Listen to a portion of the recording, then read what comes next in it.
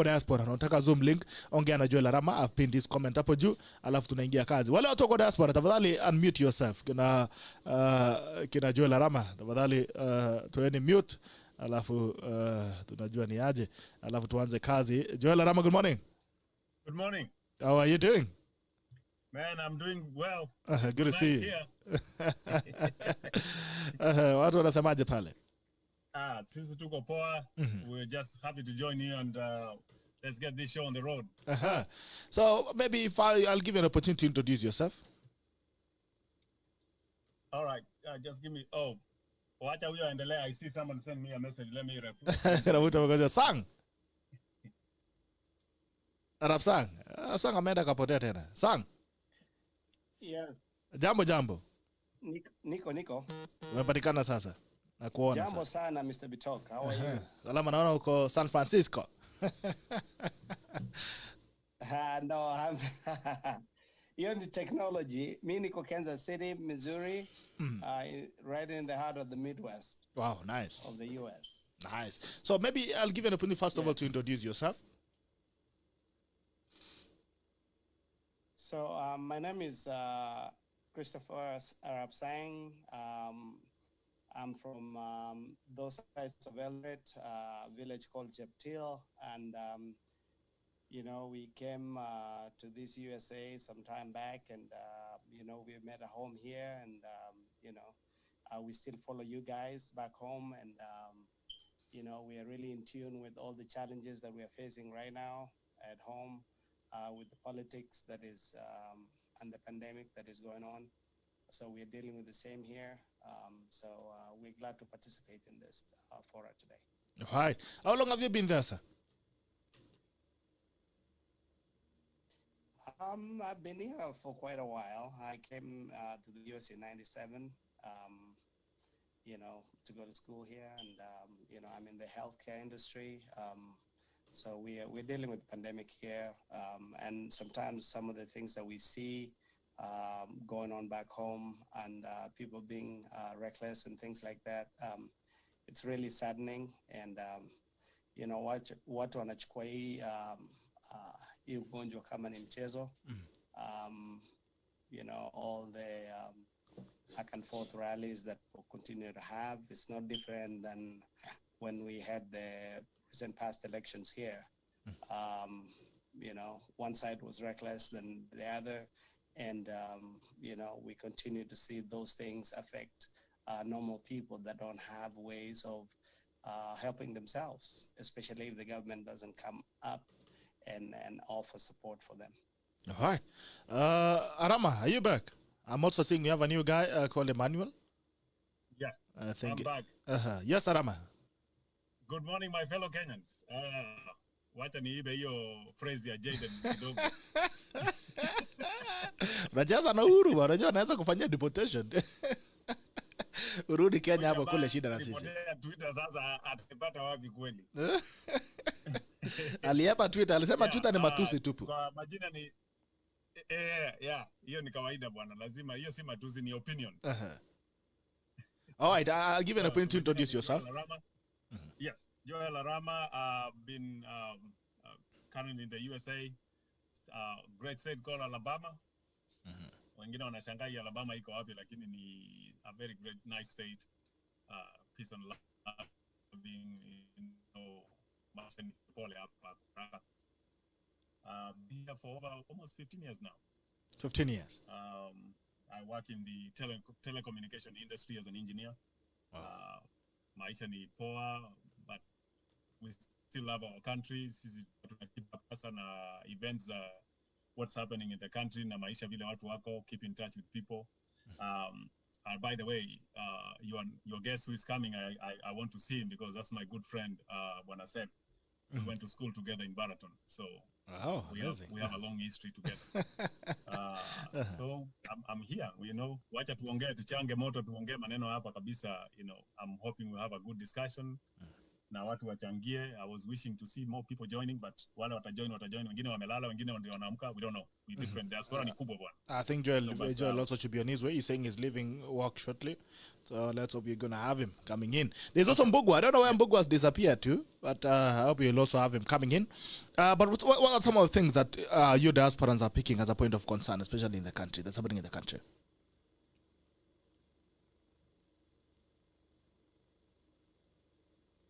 Arama. Oh, you want me to start? Okay. Yes. I would say this. I'm much more of a social justice person. Growing up, sense of being fair to everybody has been part of me for a long time. I know even from school, I spent some time in Nairobi before I came over to the USA. And some of the things, those days was city council. I remember one time we used to wait. Sisi tulikuwa nangoja matatu, bei ya matatu inashuka kwanza, saa zile jam imeishaisha, ndio unapanda matatu unalipa 20 bob unaenda home. Instead ya kulipa 50. So we used to hang around hiyo chai house hapo hivi, with some friends talk, and then kuna watu walikuwa nauza manyanya hapo na matunda na kila kitu jioni hustling to get their money.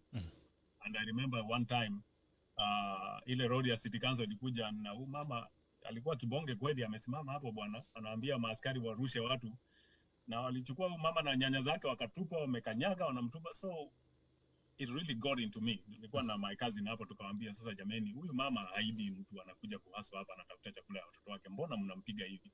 This could be your mother, this could be your sister. Why do you have to do this? Yes. Hata kama amekosa ana license, there is a better way to do this than kuchafua chakula, biashara ya mtu, kukanyaga, kumembarrass na kumrusha kwa gari ni kama sio mtu. You need to be fair. It really got us riled up. Unajua unaanza kupiga kelele mpaka watu wana surround wao, kaona hapa ni kubaya, acha tusonge kidogo. And people fear city council, askari wa council watu wameogopa sana. Etwa kanjora. Sense of fairness. Yeah, so your sense of fairness, to me, social justice is a very important thing. I hate to see when people are speaking up for what they believe in, and then polisi out of where na kutandika marungu bwana, ni kama hata nyoka ni afadhali bwana. So zile watu wanaua nyoka, they don't do that. So those are the things that really gets to me, that we need to have a sense of fairness. We need to be, treat each other as human beings. Si ati kwa sababu wewe uko na cheo unadharau mwingine, ama unapita na gari yako unamwagia maji, unachapa maji unamwagia, because you think they are nobody. And then you go forward a few meters down, gari yako ina break down, the same person umechapa na maji hapa ndio unataka kusaidia. Those are the things that really gets to me. And overall, good governance. Kenya is a beautiful country, very hardworking people. Na kila mtu anajitafutia kwa njia yake. But can we make it better? Can we make it easier for people to do business and stuff like that? I saw a post leo asubuhi from one of my cousins, anasema, you are unemployed. Ukitaka ndio uende kupata kazi, unataka certificate of good conduct, you pay I think 1,000. Yes. Unaenda CRB, you pay 1,500. Unaenda help, you pay money. Everywhere you are paying money. Why would I pay 1,000 shillings when I don't have any money? Is there someone who actually think that this is the right way to help people? You're paying money to get a job. Yeah, I mean, I would see ukinichaji 10 shillings ya kufanya photocopy ama ya kuprint, I can see that, administrative cost, that makes sense. But 1,000? Really? Unaenda on the other side, umeanza biashara yako, license peke yake ya kufungua biashara ya county ni 40,000 ama 20,000 ama ni 10,000. Wewe capital yako yenyewe ni 5,000. Sasa utatoa wapi license ya 10,000, unalipa 10,000? Where do you get that money from? Those are the things to me that really, sometimes you think, our leaders, do they even have a brain somewhere? I'm sorry to say that, but that's how I feel, and that's how I see it. Do you have when you think about the people you are representing, the people you're supposed to lead, do you actually think where they come from? Ama ni kujiwekelea tu, mimi ni mtu wa watu, I represent people, but you are only representing yourself and your stomach. Personal interest. Yeah, personal interest. Can we rise above that? When I see stories like COVID millionaire, nasema jameni, unaiba paka gunia ya pesa. can you do something for people to see? We are understand kuna ile pesa inaanguka hapa na pale marupurupu sawa. But you know, huwezi iba kila kitu bwana, mpaka gunia ilikuwa imebeba pesa yote unaenda naye. Unaenda naye nyumbani, unaiba ugali na sufuria. Yote mpaka sufuria na unga na mawe yote na kuni umebeba umeenda naye. Chris. Christopher. Yes, yes. Can you hear me clearly? Yes, I can hear you, sir. Okay, go. So I think my main concern is I know that when in 2010, when the new constitution was promulgated, I think it was the excitement of, okay, we're going to do this for the diaspora people, dual citizenship, we're going to do this and that. But we seem to have been forgotten, kabisa, and left behind because nobody's getting us involved in anything political back there. I know that we matter to the country through revenue that we bring back home. But then the representation over here, we don't get any at all, because imagine, Gerald, they expect us to, even when you're wanting to renew your passport, means that this country, you do it so easily. Yeah. You have to physically travel. You have to physically travel all the way to Washington, D.C. to be able to do those things. Wow. I remember way back when the ambassadors used to visit us here for Madaraka Day and things like that. We don't see those things anymore. For the last almost 15 years, we don't see anybody going around to cities to just listen to people, you know, so they can hear our views, but they don't do that anymore. You know, people listen to our ideas, but then they just push it aside and go back to manipulating people the way they're doing it right now.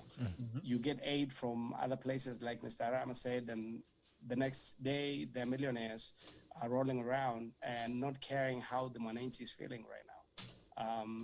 At least here, the government was giving people something to help with, whether rent, whether a little money to get you by during the pandemic. But I don't think that is going on back there. So those are some of the challenges that I see, being the diaspora, being shelved aside, and being told, you know, just, you know, we're going to involve you in this, but then they don't do anything about it beyond that part. All right. I'm saying we have another guy called Yator. Yator, is it good morning or good evening where you are? Yator amekuja na akapotea. All right. We are in the country, back in the country, having a discussion on the BBI issue. And yesterday we launched the signatures. Na wamesema kwamba tutakunywa kama dawa ya malaria. As diasporans, as diasporans that you still have the interest in this country, what are some of the issues that you wish could be captured in the document, and what are your thoughts actually on the whole process in itself, even before we go to what you guys would want to see in the document? Ooh, that's a loaded question. How do I put it? I said in the beginning that, you know, I like sense of fairness. And my approach with the BBI also is the same. I did not want to comment a lot before I read it. And before we got to this, I started reading it, and then I got somewhere, you know, I got sidetracked with work, and then it became a little bit boring, so I put it aside. But before this, how do you mean it became a little bit boring? Yes, it was too much. So I decided to read, you know, more, catch up, and do some notes. I was writing notes while I'm reading it. And one thing I can say is there are some aspects of this BBI report that I think will be good for the country as a whole. And I'll give you examples. One of the things that I saw is, one of the things that I think should be sense of fairness for me that is actually involved is, for example, the revenue sharing is a good idea, or is a good thing to look at and make and people actually we're having a discussion with some of our friends today and say, why don't we just change the law than putting in the constitution? And I told them, to me, putting in the constitution, it gives it a much more strength, because the law is subject to interpretation by the judge or whoever is presiding the case at that moment. And the law can easily be changed, you know, next parliament may come in and vote and reduce it to some other percentage or increase another percentage. But when you put in the constitution, the threshold of making that change is much higher, and it takes a longer process for you to change it. So it's much easier to embed it in the constitution than just changing the law. One other thing that I liked about it that should be changed is the election petitions, but they miss one aspect of it. We need to include all election petitions in that amendment. You know, there's no need for an MCA or a governor or a senator or an MP petition to be the case to be ongoing for 2 years. The guy who was supposed to have won is, we overturned that election was not fair, and it needs to be redone. Somebody has been in office for 2 years. That's unfair to the voter. That's unfair to people who are involved in the process. That's unfair even the person who was in office for 2 years. Whatever they did, what makes somebody else who comes and says, hey, if this guy has been declared null and void, anything he voted for while he was in parliament, then should also be declared null and void. So these are things that we need to look at. We should have a time frame. You know, if the new members of Parliament are supposed to be in office or go to parliament by a certain date, all petitions should be ruled by that time.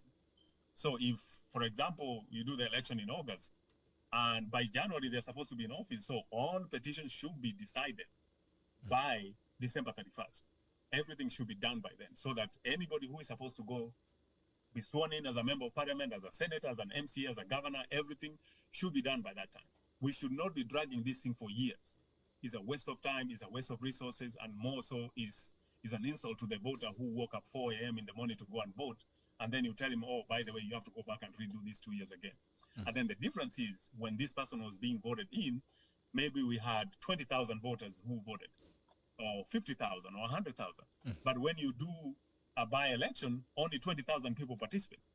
So you are actually robbing the people who voted the first time the chance of choosing their own leader, because now you have reduced the number of people who are going to vote by you nullifying the election 2 years down the line. So those are some of the things that I would like to see embedded. And I think my challenge to especially the leaders, and I have to mention, religious leaders who have come out against or for whoever is against or for the lawyers fraternity, the teachers, anybody who has a platform. It's not good enough for you to come and tell me, oh, this report is not good, we need to throw it away. Or it's not enough for you to come and tell me this report is good, we need to vote for it. What is good in it? Can you be more specific and tell me what is good in it? What does it do for me? Or what does it do for the country? Don't just come and say, oh, it's good, you trust me, go and vote for it. Oh, it's not good, trust me, go and vote against it. That should not be the case. You need to explain to people and let them know what's going on. In simpler terms. So that's my opinion. There are some things, for example, I know I followed some of the proceedings when people were collecting views. I remember people saying, we need to reduce the number of counties. We need to reduce the number of members of parliament or senators because the wage bill is too big. We are paying too much money for people just sitting around and making fun and not doing real work. All they do, the first thing they got in parliament is to raise their salary. You interviewed for a job, you get a job, then when you get in the office, you say, oh, by the way, I need you to increase my salary. And then you say, if you don't increase, you're not going to pass any budget, then no government is going to work. That's blackmail. For example, Congress here, if they increase the salary, that salary is effective the next Congress, not the current one. You cannot increase your own salary. That is the highest conflict of interest I've ever seen. Impunity. Never happened. And we should embed that in the law, in the constitution, that whenever parliament makes changes that benefits members of parliament, senate, or whatever, those changes should be effective after the next election. It should never be effective this current election. Same thing with a lot of constitutional changes and everything. They're never effective immediately. They're effective the next session. So those are, to me, some of the things I want to see to be effective. Now, also, we have talked about people in diaspora. We need this also to be in the constitution. Why do you place the diaspora? Mr. Sang said that we send a lot of money. I mean, the last time I checked, I think we have been sending up almost 100 billion or so, even more than that. Yeah, sure. So here, somebody contributing that much money, you have a say in the government. You have a voice. But all we are is a money conduit. Hey, somebody, mwanasiasa anakuja hapa, anachangiwa, I will do everything for you. And then you go over there and you forget about anything. Can we be serious and involve everybody. There are people who have ideas, there are people who have suggestions, there are people who have plans that can work for our country. We have a lot of Kenyans here who are very smart and industrious and innovative. They have done a lot of great things all over the world. Why can't we channel this back to our country? But we have to have that platform that allows us to do that. All right. So, but unfortunately, at this moment, we don't. So I don't want to, I can talk forever. So I see we have a lot of people. I'm seeing some other guys have joined in. I'm seeing Bernard Birundu. Bernard Birundu, good. Is it good evening or good morning where you are? It's evening here. Good morning. How are you doing? Fine, thank you. How are you doing? I'm doing good. All right, I'm also seeing we have Samuel Yator. Samuel Yator, how are you? I'm good, sir. How are you doing? Good to see you, man. Good to see you. I'm in Minneapolis. Yeah, Minneapolis. About 11:30 at night. All right, I'm seeing also they have John Limo. John Limo has not put his video and sound on. But anyway, I think we're gonna start with Bernard Birundu. Bernard Birundu. Yes. You've had a discussion that have been ongoing, right? I'll give you first of all an opportunity to introduce yourself, where you are in, mahali uko pale, na pia mahali unatoka hapa nyumbani, alafu pia where your interests are, where you are. And then we'll now move to the discussion that we've been having. Yes, my names are Bernard Birundu, yes, Ombui on Facebook. Oh, nice. Ombui. Yes, yes. I'm in Seattle. We call it Seattle sometimes. Mm-hmm. Yeah, so I just came in a few minutes ago and I saw you guys were discussing with the diaspora people. Yeah. And I decided to try my luck to see if I can say something in your show. Yeah, please, you're most welcome. You've been a great contributor on the show. Yes, and I don't know whether you're discussing about the BBI or the other issues we're discussing. I think what you also we are looking at the kind of whatever is happening in the country, and then again we are more leveraging with the BBI report that was launched yesterday. The signatures were launched yesterday, and the question is, diasporans, when you go to diaspora, you don't stop being a Kenyan. You're still a Kenyan.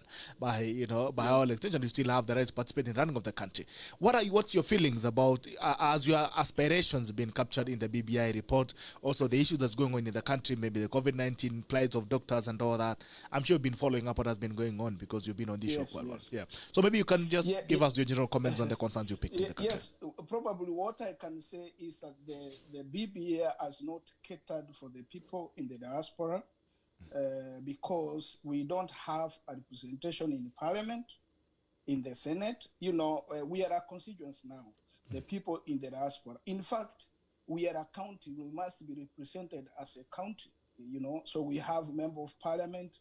We have, a senator. We even have a governor to represent us because we are a lot of people in the diaspora. So I would suggest that should be looked into. On the other hand, the people in the diaspora, we have many issues we face here, especially when we are going to seek services in our embassies.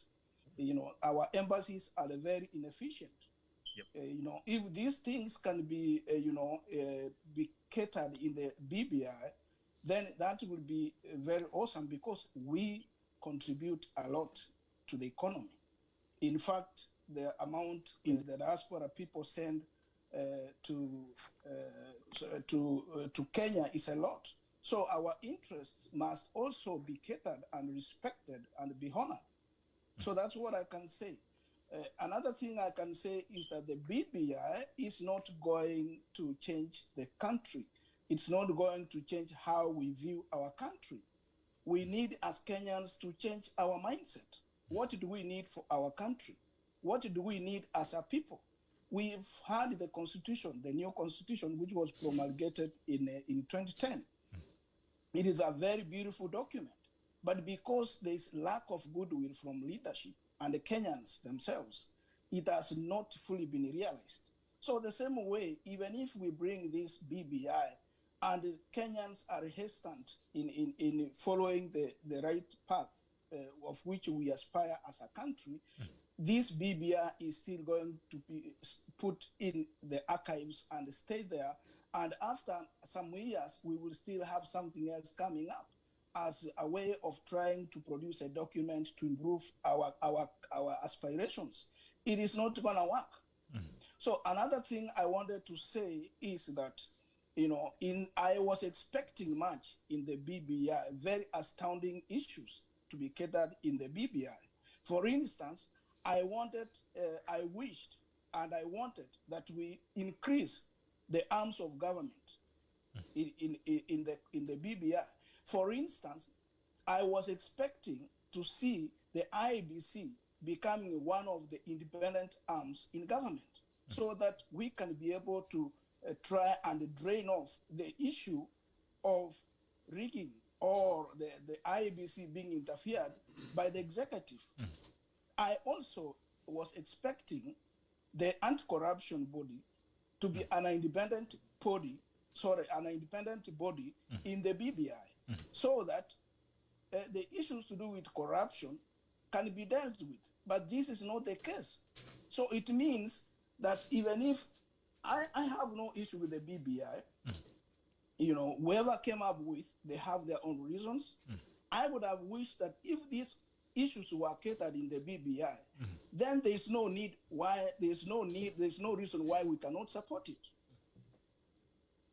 But as much as the key issues are not catered, what we are seeing is paramountly the issue to do with increasing the executive and a few issues here and there to blackmail Kenyans, then this document is not going to help Kenyans achieve their dreams. All right. So that's what I can say as for the BBI. All right. I want to take the comments of Yator. Then when you come back from Yator, before you do the second round, I'll come back to the studio to refer to my panelists. Alafu tunarudi tena kwenu. Samuel Yator, good morning. Good evening. Where you are? Good night, actually. It's almost it's good night. here. Unajua bwana, sisi hapa masaa tunaipeleka tu vile iko. Yes. Nikikwambia good morning unasema good morning. I go by Kimutai Yator, but you know, we usually like the Christian name to be the first one, but initially our names are African names, Kimutai Yator. All right. Good to see you, sir. I'll also give you an opportunity to introduce yourself, and then you give us your comments on the raft of issues that you picked. Thank you so much, Gerald. My name is Akimuta Yator. I come originally from Kapsabet. I grew up in a small village called Victoria. I moved to the United States probably 10 years ago. I completed my bachelor's degree in nursing. I'm a neurologist nurse. I do urology nurse. I do surgical nurse. So I specialize in three things. And I work in one of the biggest hospitals in Minneapolis. One of the things that... Go ahead. Nimesema ongera, pongezi ndugu. Thank you.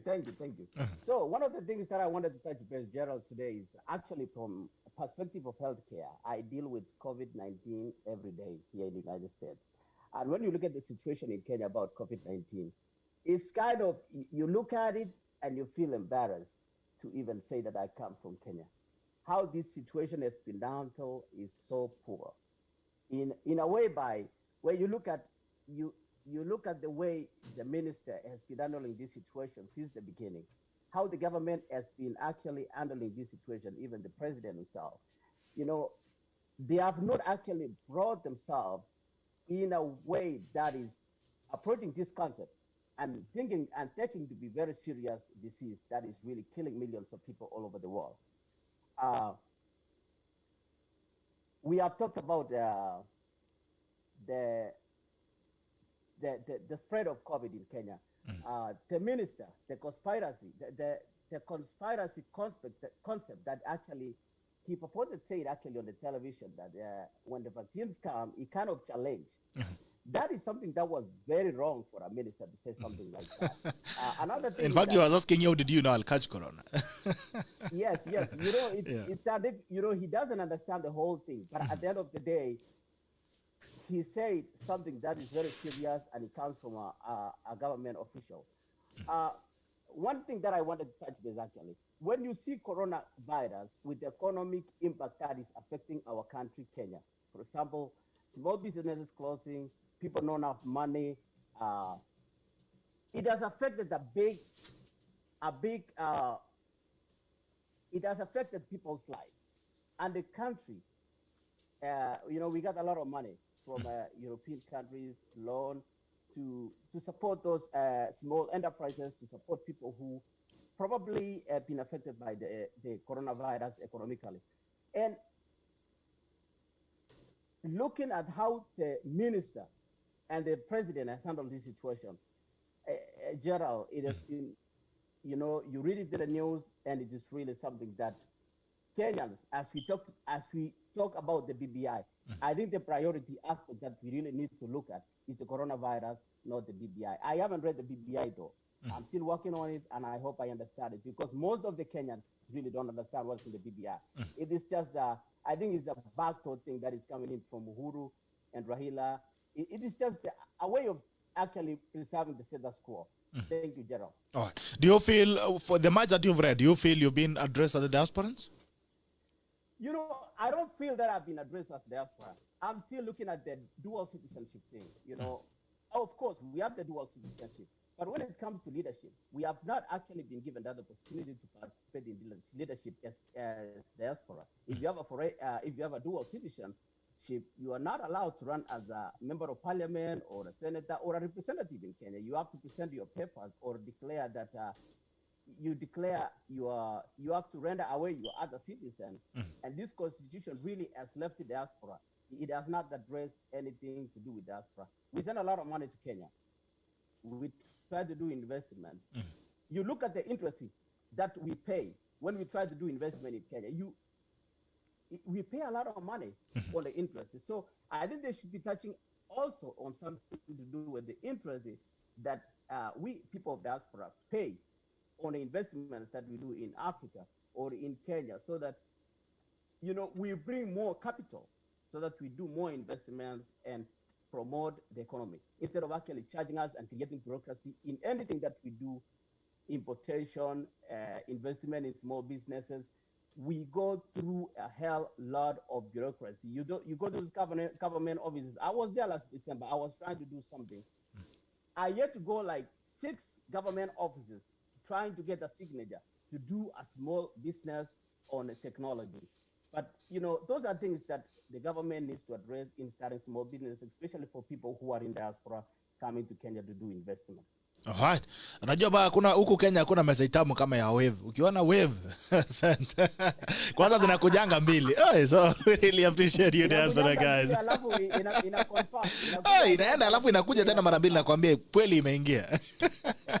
Alright, tunashukuru. Mtaniruhusu kidogo, nimeona kuna jamaa pia ameingia hapa. I'm seeing someone anaitwa Lumirera@yahoo.com. Nimeona ameingia. Mtaniruhusu nikimbia studio kidogo, nikirudi tuweze kuendelea. We have some two guests at the studio as well. Bob Misheni Njagi of that is Free Kenya Initiative. Juu Kenya imeshikwa na nani? Anasema they want to free Kenya. Good morning, Mr. Njagi. Good morning. Good to see you. Thank you for hosting us. Yes. I'll also give you an opportunity to introduce yourself. Very well. Good morning. And also your initiative. To the viewers and listeners online. My name is Bob Njagi. I'm the chairperson for the Free Kenya Popular Initiative, which is a people-driven referendum which we are pursuing in the country today. This is an alternative to the Building Bridges initiative, and it is a people-driven initiative that we are hoping we can get Kenyans on board to support this initiative, so that we rally and we own the process of the referendum, not the politicians, but the people themselves. So I'm here today to discuss briefly about this initiative, what we are presenting, or rather what we are proposing to Kenyans, and the roadmap for the Free Kenya Initiative. Thank you so much. Daktari, wewe si mgeni, lakini salimia wa Kenya, watu ambao ulikuwa nao pale diaspora kitambo when you were still young. I am still young, thank you. How are you, especially fellow viewers? Are they listeners, viewers? Or both? You can view, you can listen. You can view and listen. And our diaspora friends. At some point I was very active in saying we don't send money when I was in diaspora until Kenya listens to us. Until my older brother who was in Britain called me and said, hiyo pesa unatumia mama yako na ndugu yako. So how will that hurt Moi? No, Kibaki then. So if you decide that umezusha, so hiyo ndugu yangu school fee ikae. Huyo mama ninamtumianga 10,000 ifanye nini? How is that going to hurt the government? So but I'm saying that to show how much we are enjoined at the hip because we are brothers, we have sisters, you are our brothers, you are our sisters, you are our uncles, cousins, and therefore the relationship that Africans always form stronger community there. But also don't forget this part. Finally, I wanted to lament, because when we were in diaspora, every time we planned for a diaspora event, Mashujaa, then it was called Jamhuri Day, kulikuwa na tabia ingine which was not good. Kila mtu amekuja huko, amekuja na mzungu wake ambaye anachunga. Anachunga ama anachungwa? Anachunga, ako kwa wheelchair. Mmoja sijui tukiimba national anthem mmoja anasha you know. So I'm looking at all these people we are supposed to celebrate our independence. Mmoja sijui ako wheelchair, amengoa flag. I love you Kenya. So because most of us were actually working to take care of this kind of population. So siku hiyo unaendea mdozi unamwambia, unajua, this will be good diversity for my client, so I'm going to take him there. After all, it's free barbecue. Yuko hapa, but they used to disrupt most of this. Most of our people who are in diaspora are not there because they love Kenya less. They are there because somebody messed up their economy, our economy, and they are there. And the first month somebody hit there is thinking about home until the last day they come back. These are our heroes. Asante. All right. I'll go back to introduce someone who has joined in. There's someone else who has joined in on the broadcast on Zoom. And then Kirudi, we give Bob Njagi an opportunity to introduce the initiative that they are running. Anaona amebadilisha jina, anaitwa sasa Miss LM. Miss LM, please unmute your microphone. Unmute yourself. I think I am on mute now. All right. How are you doing, sir?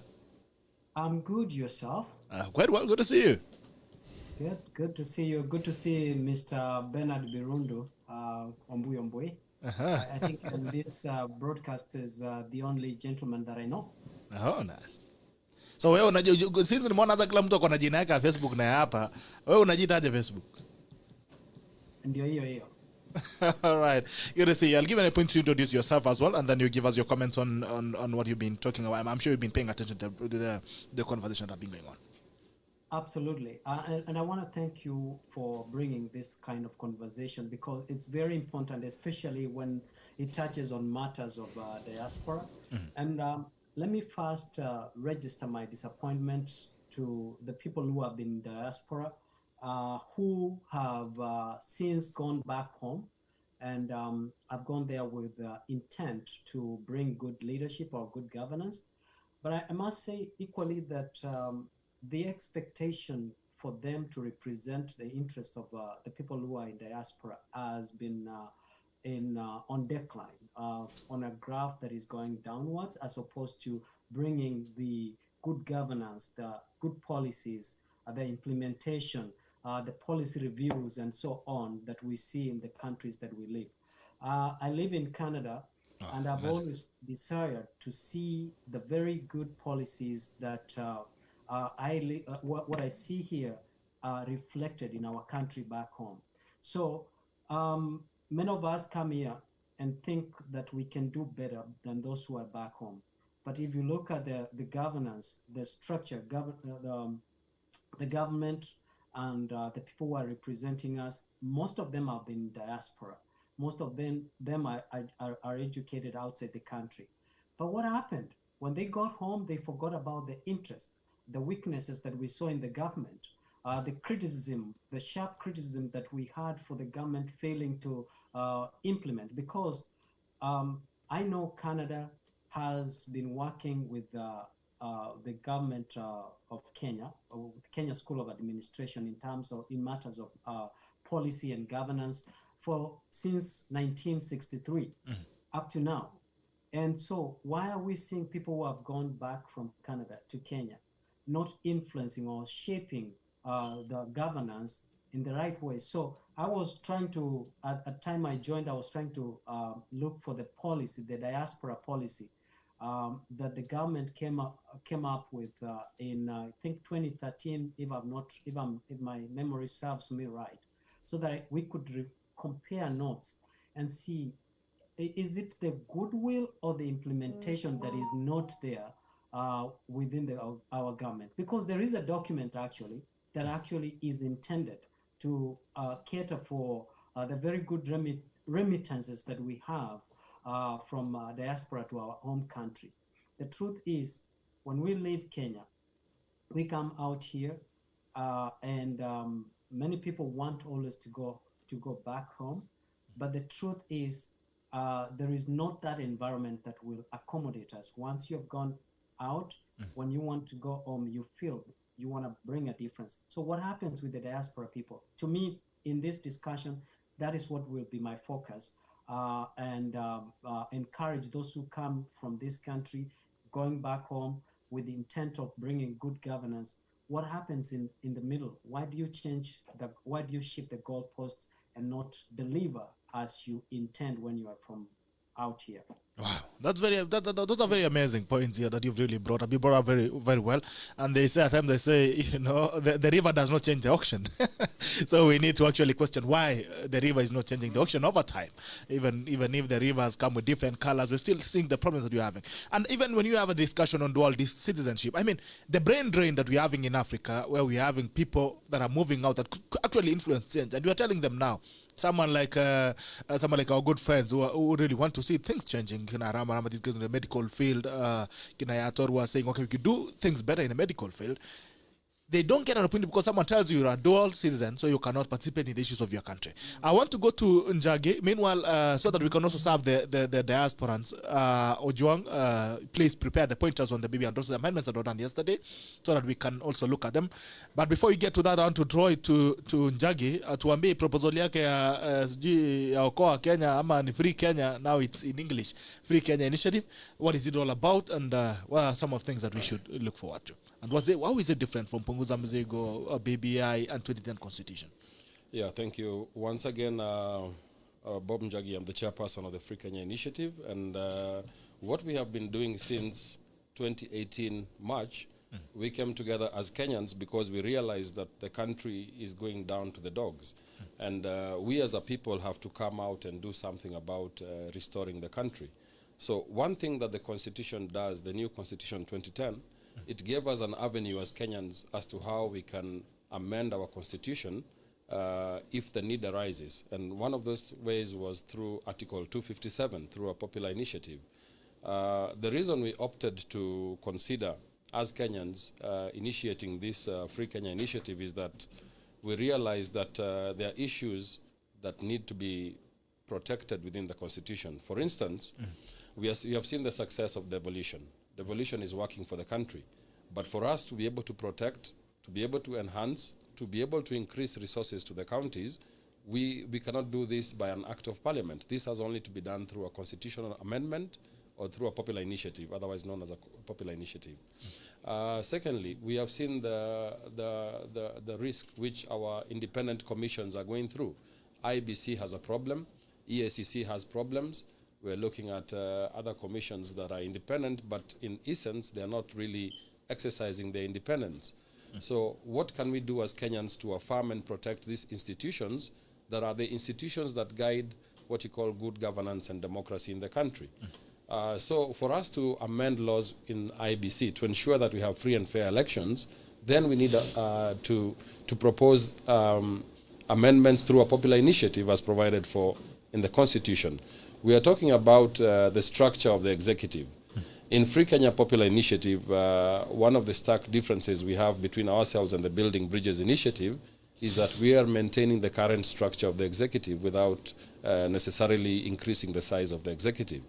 But also we are making some amendments. For instance, the runners-up in an election will be included inside Parliament.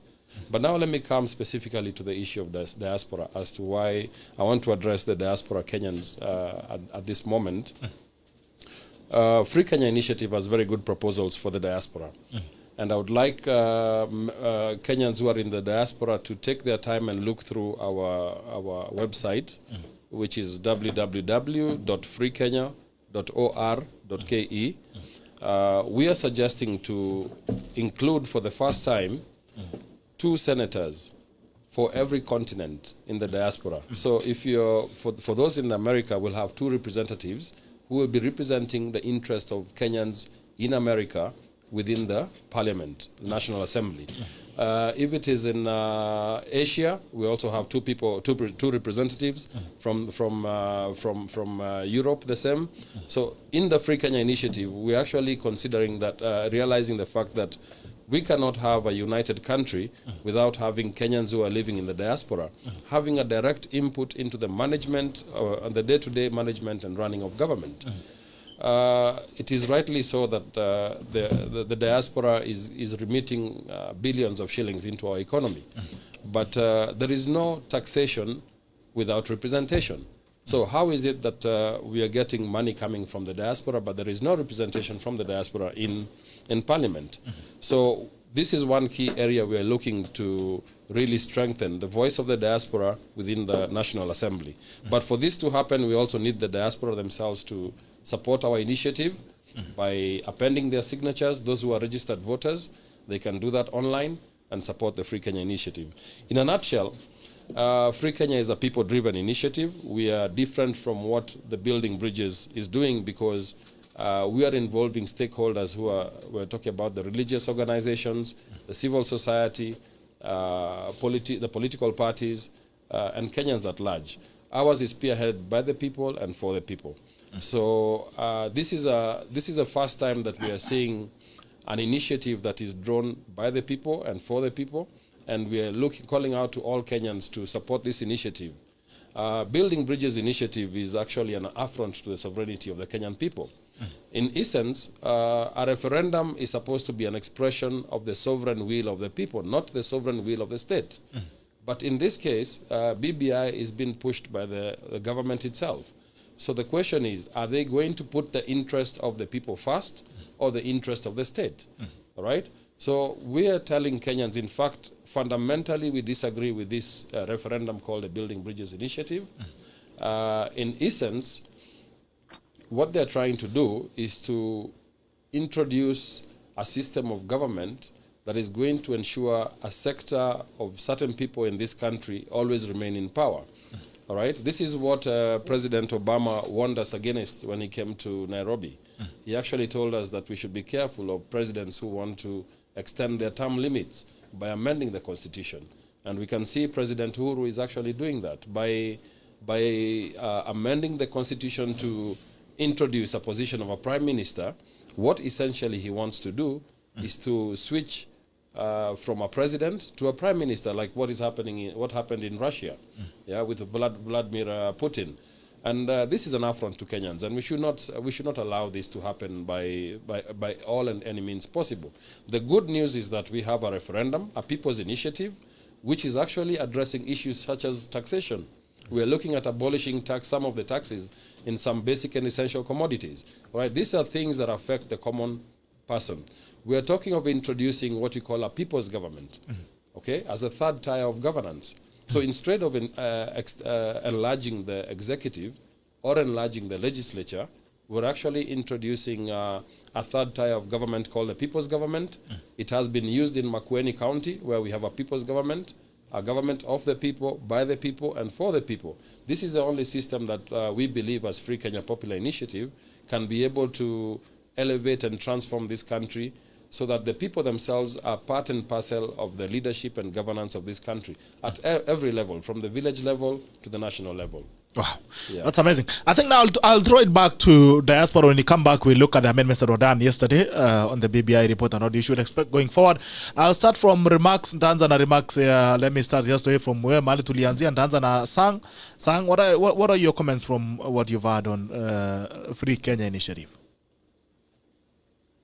So I think it's anything that involves wananchi directly is really important and very paramount, because just like one of your guests a few weeks ago was mentioning, that the first BBI really involved Wanjiku from the ground, and they gave their opinions.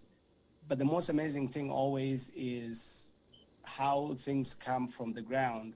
By the time it gets to Nairobi, things have changed. You know, we had a second BBI a few days ago, and by launch yesterday, there was new things that people didn't even know. You know, even the Right Honorable retired Prime Minister was surprised with some of the things that were involved in it. Is he retired So yet? I think anything that involves, I know. So anything that involves Wananchi and the people being given the power to vote or to put down the signatures on their own, I think is very, very good. We support that kind of thing because we know that it will make a difference. But hizi vitu zingine wenye wananchi wanafanya, you know, wanazungusha watu hivi, and then the next thing you know, people go into a hotel room, conference room, and they decide on the new thing they're going to release the next day, is really not what people signed for. And then wananchi are the ones paying for these things with a lot of money.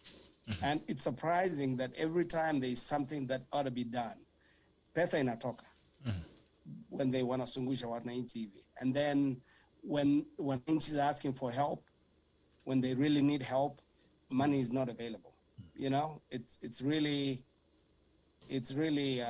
surprising, you know. And then us here in the diaspora, we need major help here because you know, if I can mention just one thing, is the students that come nowadays. When students used to come a long time ago, if they fall off, you know, there's a place to land, that they could find work and things like that.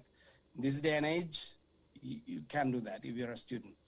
Even when they're on scholarship, sometimes they say full scholarship, but then when they get here, they need 5K. What are they gonna do? Where is the 5K gonna come from? You know, so we've seen quite a number of things like those that happen here, and the embassy is far away to give us solutions. You know, so the communities around us here are the ones that come up to help those students and stand on our own here. So really, we need to see some of these initiatives, including Free Kenya here, to address some of those things that touch, you know, those areas. Thank you very much. All right. I'll go next to Arama. First of all, let me address my brother over there, Amika's Duncan. Amika's Duncan. Yes, Amika's Duncan. I just wanted to let you know I represented you well for our daughter's graduation. It was very good. It went well. No, you have not been helping, Arama. You forwarded these things to Pastor Juang, who always is not fan of what we are doing. No. I'm not talking about that. I'm saying I represented you well in the graduation for your daughter for Esther, yes. Yes. Beautiful. Yes. He should give you some dollars for that. You get it wrong. I have to put you in trouble a little bit. Yes. So let me start by addressing one of the issues, especially for the diaspora. It's very embarrassing as a country that people look up and say Kenya is one of the countries that people around here look up and say it's one of a great country.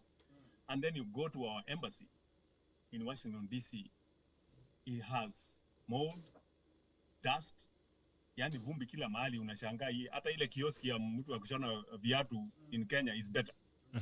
It's an embarrassment that our government spends so much money doing nothing and nonsense, that preparing, because that is our country. The embassy is the country of Kenya. But when you represent our country in such a shambolic way, it's both wrong, and I don't even have words to describe it. And then you go to like Sang was saying, you go there to even get to renew your passport. I've had people who have gone there. The experience is not good. So you can imagine someone flying from Dallas, from New York, from wherever you're flying from, go to DC, and then someone says, oh, you are missing this document, go and come back. And they're not even talking to you in a nice way. They're, very rude, very obnoxious. I thought this is my country. I mean, I'm a Kenyan. Why are you treating me as if I am, I'm somebody just out there? And then the problem is when you find a foreigner and especially a white person coming to the embassy to get a visa, man, if they had a red carpet, they would throw it out for this person and welcome him, and they are very nice. I'm like, what's the difference? Why are you treating us this way? that's one of the things that I'm asking you, Bwana BITOK. Yes. Can you at one of these days get one of these foreign affairs officers to come to this show? I will. So that we can push these questions to them. In fact, next week on our Diaspora Edition, I'll pull in. We'll get some. Yes, because we really need to put them to task and say, you need to do better. Maybe other countries are facing the same thing. I don't know, but the stories I've heard, I will tell you right now, I have refused even to renew my Kenyan passport because I do not want to go through that hardship of just trying to get a document from my country. That is, it's wrong in so many levels. And especially people, let's just take an example when the COVID pandemic hit. Every nation, majority of the nation and some countries in Africa were airlifting their citizens from different places, from different countries back to their country if they wanted to move back. And then you find Kenyans unaambia ati wewe kama unataka kuja ndege ulipe pesa ujisort, sisi tutaleta ndege wewe ujisort alafu tukulete. Where is your pride of your own citizens? Why don't you bring back your people home? They're asking to come home and then people are begging on the streets. An embarrassment. Now, to the Free Kenya movement, I'm happy to see an alternative coming up. This is what I like when we have alternatives. Let's have a discussion when we have other options. Not just one option and then people ramming it through our throat. This is what you have and take it or leave it. A couple of the things that I would suggest, and I hope the gentleman from Free Kenya will take this into consideration. One of the things that I talk about in politics, and especially when it comes to nomination in parties, I know Duncan talked about his experience, is can we make it in a way the IBC or whichever organization they're going to come up that runs election actually does all nomination for every party. And we don't do it each party different, because you are actually, that's a form of rigging, because today I can go and vote for a Kanu nomination, the next day Jubilee, next week or next month ODM or somebody else. Same person voting 5 times. But if in different parties. Day, if you do it one day, you will say we do it by counties. This week we are doing, or today we are doing Nyanza, Eastern, Mombasa, or Coast and all that. You go to the polling station, where unataka ballot ya chama gani? Mimi nataka ya Kanu, huyu anataka ODM, huyu anataka Jubilee, whichever. You vote. When the candidates, whoever gets the highest votes, it's done. There is no rigging. Somebody else has to go and decide who is the nominee. People vote for somebody in the ground, and now for the national office, they have their own man they want to put in. It's simple and clear. Now, if you are not satisfied with the nominations, you can run as an independent candidate, so that we eliminate this issue of people shopping out their parties. Go register a party, and then when somebody wants to find a party to run for office, they pay you some money, and then you give them a nomination. Let's make it that simple, and make this organization for running election effective. I like the idea of bringing it down to the local area. These people run the election, and then the votes are tallied here. That's the final votes. Nobody's going to pull a Tarakaniti miracle somewhere else. That will never happen, because whatever is counted here, that's it. You cannot. There is nowhere in this world, except in Kenya and maybe some of the African countries now, that you have an area having 100% voter participation. That is impossible. Somebody will die from between when you register a voter and by the time election comes. Somebody will die in between. Even the day of election, people die. That's a fact. So for you to come and say, oh, we registered 100,000 people 3 months ago and 100,000 people voted 3 months after, that's a lie. That is pure and simple rigging. There is no way about it. All right. For my friend from Free Kenya University, I see you have even a donation pattern. Can you please put something for Diaspora people? I would like to donate something to your cause and get you guys going somewhere. Thank you. This is an alternative that we want. We need Kenyans to speak. We need all of us to speak. I like the idea of having Diaspora people represented. I like your idea. I don't know how it's going to be implemented, but it's something worth discussing about. Yes. So thank you so much for giving us this option. So, my comments are always been, if you don't give people alternative, whatever they have, they will either reject it completely because they don't like what they see, part of it or the whole part, or on the other hand, they will support it because they don't have an option. But when you give people option, then nobody will come back and say, si kujua kama kuna njia ingine, you have an option now. Let's take of this, popularize this thing, talk to people, spread it out. Let people, I know there was a time you had another group also here. I forget the title, but I think the gentleman has come twice on your show. You know, these are the alternatives we want. You know, I would like maybe Aukot will revive his Punguza Mzigo initiative. I liked his proposal. Nimesikia wamesalimiana, nimesikia wako na handshake, so watatuambia. Nimeona juzi wamekula handshake on a fish, on a fish plate. So, I mean, we want those alternatives, guys. Trust me, when I look around, when I see how our people everywhere succeed in different countries, in different places, and some of them want to go back home and do something, can we have those platforms like my friend from Canada was saying, you know, do we have that channel to go back and give back? All right. You know, in the countries we are in right now, giving back to your community is a big thing everywhere. Sure. People give back to their communities. You know, we are coming up. This is a Thanksgiving holiday. On Tuesday is God Giving Tuesday. People donate. People give back to their communities, do stuff in the community. But for us, if I send a donation today, whoever receives it, the MP or the MCA, hiyo ni inaenda kwake kwa nyumba. Anaramba. Utaona hata ile kamba ilifunga hiyo mzigo ikaleta. You will not see it. All right. Let me throw it to Birundu. Birundu. Yes. Yes. Yeah. So what I can say about the Free Kenya initiative, I've listened to him. He has a good document. And what I can say is that I know that Kenyans will come up with very good documents. The problem is, do we really implement these documents in reality? That is the problem. The BBI is here, but are we going to implement in reality? You know, this is the problem. So what I can say is that the goodwill from the leaders and the Kenyans will really change the country together with the kind of good documents we come up with. That's what we should be focused. All right. I wanted to comment on the COVID-19 because when I talked previous, I didn't contribute. What I can tell Kenyans is that now the issue to do with the COVID is in your own hands.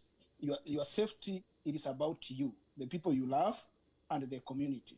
Because I was talking to my sister this morning, and she told me that now even the people she knows, there are people she knows that are dying of COVID-19.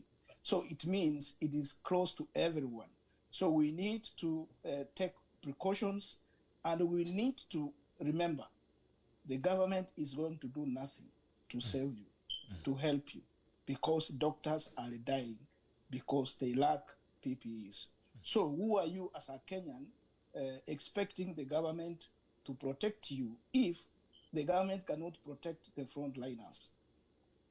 Already, I'm shocked and I was surprised to see the DCI director focused on 2007, 2008, when he should be focused on the problem at hand. Who are these human beings that store the COVID-19 funds and equipment? That is what it should be focused to make sure that these guys are apprehended. So what I can say is that we as a people and the government, especially the government, it has very wrong priorities as far as the Kenyans' issues, the Kenyans' problems are concerned. Thank you. All right. I'll go to the Canada guy, Miss Ellen. Thank you very much. Maybe I have a follow-up, and I'm happy to see Amelia, also known as... that we are coming. Also, Jacob Frank, you'll be, I think, we'll come after, and I will come to Robert Kobe. I think Robert Kobe came before that, then we'll go to naona kuna jamaa meno mkono Jacob Frank, and then we'll go to Amelia. All right. Yeah, and also known as John Ondieki, a policy expert here. So I was going through. I want to make follow-ups on the key speakers who have just spoken. Mr. Arama, the Kenya initiative, something I didn't quite get it, but I just wanted to ask the representation of diaspora. When they're saying they want to have certain positions, like the senator from 2 senators from every region, that representation, what criteria are you using? If you look at location of resources in any, let's look at Kenya, for instance. The resources that are allocated to Nairobi, for example, cannot be the same, cannot be equal to the resources that are located to Nyamira because of the input and the taxes that they give back to the federal government or the central government in this case. So if you are looking at 2-2 in every region, are you also looking at the remittances from this region? That's something that I would like him to also look at. In terms of scholarship, I know they mentioned, he also talked about scholarships. You know, the truth, or rather the sad reality is the people who receive scholarships, the majority are usually either government or slightly above average, or who are in the government. Two, the people who are either in the private sector, or is who you know in the government, and then it will help you get a scholarship. What can we do so that we can bring transparency and accountability in terms of the people who need the scholarship versus the people who know who can influence to the people those who can get the scholarship? So that's something also I would like him to explain. He also mentioned Chapter 1 of the Constitution of Kenya, 2010. He talked about the sovereign power being vested in the people and the decisions made by the Constitution. So I was wondering, when he was talking about that power being vested in 2 bases. Number 1, as a Kenyan who is also who doubles up to be a citizen of another country, it means I should enjoy the full rights. Now, how can it be that the diaspora, who are giving more billions and billions of shillings to the country, can then have a limitation of participation in terms of democracy? How fair and accountable is that policy, and verifiable is that policy? And also in matters of voting, and I would like to indulge my friend here, Ombuyi, who is a security expert. We know that technology can take care of voting. We know that in the modern society, we know there's something called security certificates that is issued. For example, you can be issued like a security certificate, and then once you receive it, which is issued to an identity, then once you receive it, it has an expiry, and then once you use it, let's say it's assigned to a passport number, for example, then once you use it, it expires, and then you remit your vote. After that, that vote can count regardless of where you are, because the reality is, and COVID-19 tells us that we are going on a virtual world. We saw recently the President of the United States having a virtual meeting with the mayors across the United States.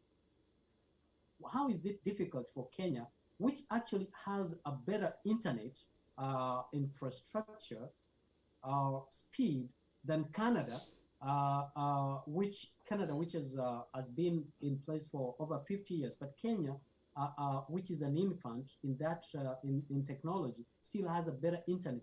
How come we are not utilizing that? And lastly, I wanted to look at the diaspora policy, which actually says, which was drafted in 2014.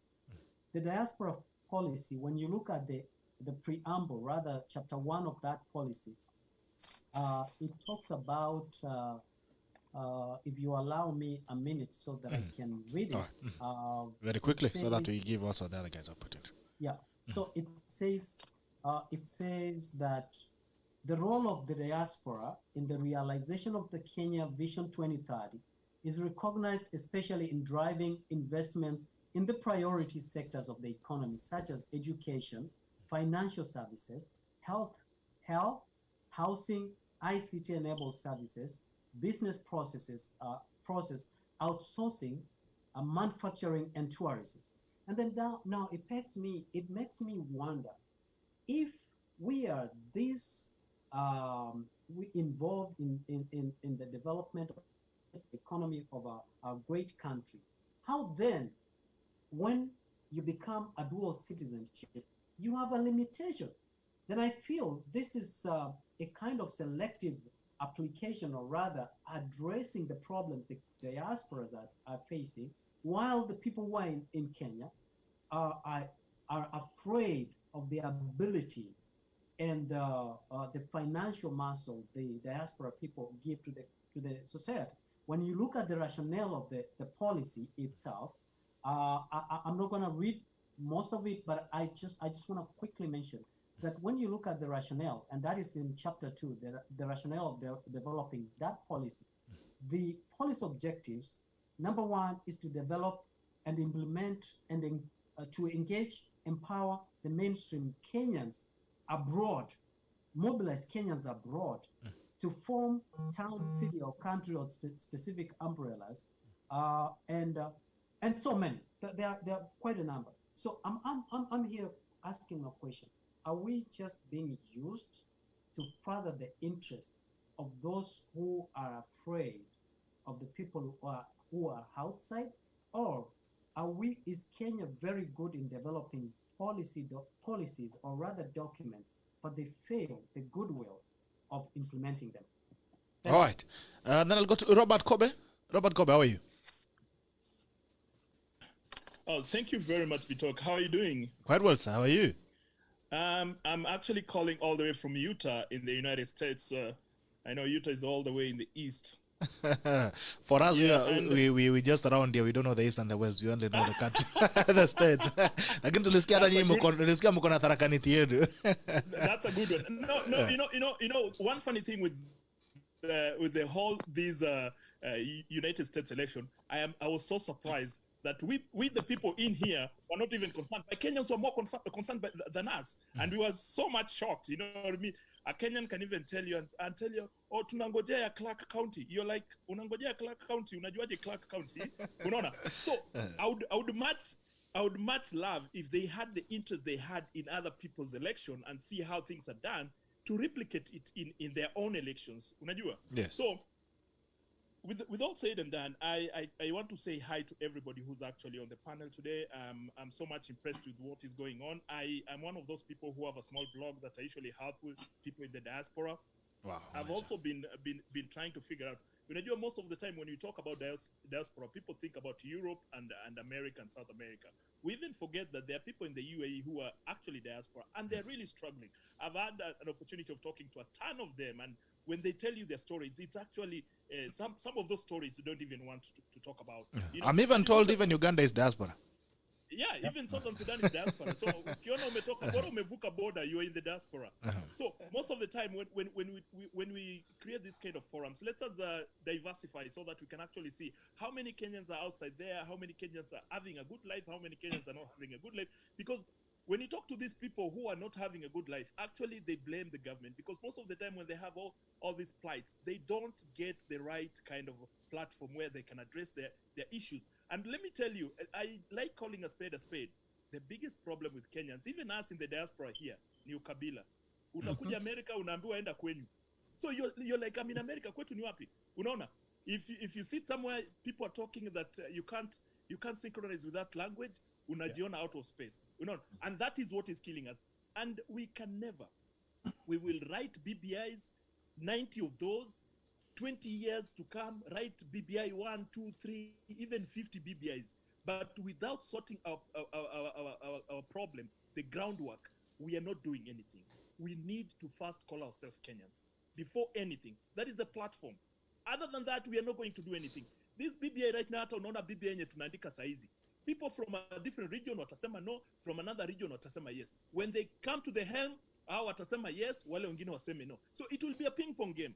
We are not going to do anything. So it will be just like a musical chair. When you're in the helm, whatever you say, it is a yes. You know, Kenya, we've never reached a situation where we have maturity in politics, whereby if Robert Kobe says no and he's in power, he is not victimized. But right now in our country, we are so much skeptical. Even the beautiful kind of thing that you can come up with, if it's not synchronizing with the leaders, then it's as good as bad. Unaona? Yes. I'm a financial analyst. I work with with one of the leading energy sector in the United States. And I will tell you, I might be somebody small in that company, but when I say something, if it's something that is real and can be practical, then they will take it. It is not a matter of who I am. It's the matter of what they've given me to do and how can I deliver it. That is the biggest problem that we're having in Kenya. In Kenya, we have not sat down and accepted that we have a problem, and it's a big problem. You know, and the biggest problem is our leaders. We don't have anybody. And I keep on telling to have participated in some of the elections, and I used to run a small media company, and I was given business by some of these politicians, and all they wanted me to do was to propaganda. You know, he doesn't do anything, but when it comes to election, he tells me to say things that are not there. You know, at one particular point, I felt like I'm failing my fellow Kenyans by telling them what is not there. You know, it's just the same as we over here. You look at the presidency, the outgoing president and the incoming president. You'll kind of see that this is just, you know, there's a big contrast, and there's a big difference between the two of them. One is preaching something different, and another one is preaching something different. We have the eyes to see, but in Kenya, you have to play to the galleries. Whether you're doing something good or something bad, you have to play to the gallery. But the one particular problem that I have failed to understand about our leaders, they have never, at no particular time, have they ever put the common mwananchi at heart. And I will tell you that. And I don't, for me, I don't care brushing shoulders with people. I usually tell them as it is. Because when you tell me you can steal even COVID money, and you go scot-free, and you're seated somewhere with your own son and daughter, drinking a cup of tea, while somewhere is struggling for his life, to be and to be fair to everybody, hiyo ni kama ni ugonjwa. We are sort of sick with some of these things. Some of these things, you even hear them, and you're like, are we in a real country, or we are in a fictitious country? Because to be honest, no, that is for sure. Because and most of the initiatives that we start, like for example, I'll tell you as quick story. Yes. I have a friend of mine who is actually running a school. He's a principal in one of the big schools around where I live. And I told this guy, I need you to help me. I have some schools back in Kenya, and they really need books. I just need books, even story books, you know. And what they usually do as a school, after a period of time, they phase out all the books they have in the library and get new ones. So these are the ones, they just throw them away. So I told them, I need these books to take them to. I have schools that don't even have a library. We can just start a small library. Let's just create that reading habit for our kids. It will help them, because education is the power. So he told me, no problem, Robert, you're my friend. I'll give you for free. But how are you going to take them to Kenya? I told them I don't have a problem. I can cater for the shipment to Kenya. But the way they will get to Kenya, I'll just look for 1 or 2 people who can help me have them get in as staff for an NGO or staff that are going to help a school. And then I will avoid all these, you know, the bureaucracy of, you know, paying all these unnecessary charges, because they furthermore, they're just going for free. I'm not going to sell them. Yeah, sure. So when I communicated with some of my friends in Kenya, they told me, okay, we are going to help you. I am telling you, BITOK. Yes. From the word go, from the time I started that story, I became a siphoning appendix. People started siphoning money. They tell me, oh, before it goes to, you have to pay this, you have to pay this. These people are not even looking at what these things are going to do. Who are going for to the children back here? All right. For the children, you know. And I was like, seriously? I told them, these are books. People are just going to read them. And it's a generation that is going to read these books. Somebody has decided to help me, you know. And they were like, oh, you have to do, even leave alone that.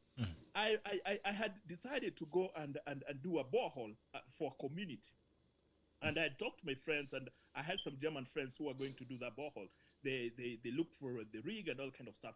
And there's a friend of mine who told me, he's a friend of mine because I call everybody a friend of mine, who told me, before you do all these things, can you plan to have like 2 million so that you can actually, sanitize people with it so that it doesn't bring a lot of political issues? Kusanitize watu, nunua sanitizer. Yeah, so I'm like, munakula sanitizer enye mnatakana kupatiana for real, lakini yangu sasa mnataka ni sanitize. What do you mean by sanitizing? Oh, these things, when you do them in a community, they bring a lot of political atmosphere that is actually, not conducive, because all these people, all these leaders who are there, they feel like they're threatened and all kind. And I'm like, I'm not going to vie. If I'm not going to vie, the benefit doesn't even lie on me. The benefit lies on the leader. All right. Because these things are free. You know what I mean? And I saw that kind of thing. So I would want to say this, and Mr. Arama, you will help me with this. We can write 20 policies, but as Kenyans, when we don't start from scratch, we're not going anywhere. Right. Be it having the millions, be it having whatever. If we don't change the culture of our thinking, the culture of how we want to appreciate ourselves on the ground, we're not going to do anything. And my factual fact is, until when we will do the way the former Libyan president wanted to do, that before he lives in a state house that is built with bricks, every Libyan citizen should have a place to sleep with running water and gas for free. Before you get there. All right. Robert, if you need any help with those things, but if you need to get anything, anybody, if there's a way we can work together, if you need anything to get with the country, or we can help the community, we can always liaise. You can always talk to me, then we find a way where we can work with this. I can try and knock some few doors, alafu tuone nini tunaweza fanya. Wacha tupea Amelia pia. Amelia, naona Amelia amesubiri sana. Amelia, how are you? Hello, can you hear me? Yes, I can hear you, sir. Thank you, BITOK. I think that's the name, BITOK. Yeah, sure. Trial Media. Yeah, good to see you. Thank you for having me. My name is actually John Ondieki. I don't know how that came there, but I think my daughter used this phone to enter into one of our classes. So the same thing with Sam. So I've not changed the name. Muliana mkaiba tablet za watoto. Mimi ni Baba Amelia. Baba Amelia. All right, karibu bana. Yeah. Yes. I don't know how much time I'm going to allocate to you, because I talk and talk and talk. Allow me to give you I'll give you 3 minutes. Oh, that's too short. That's too all right. Let me give you 5 then. Let me 5 minutes. Okay. Okay. Well, I'm speaking from Kisii right now, but I have lived in the U.S., in Washington D.C. and Minnesota. So I really and I still will be going back to the U.S. I think sometime next year. Now, in terms of the diaspora, I just want to put quickly some observation I've seen from personal experience and what I've had people say. Very few diasporans have that passion of seeing the country change. We have that, we are just resentful.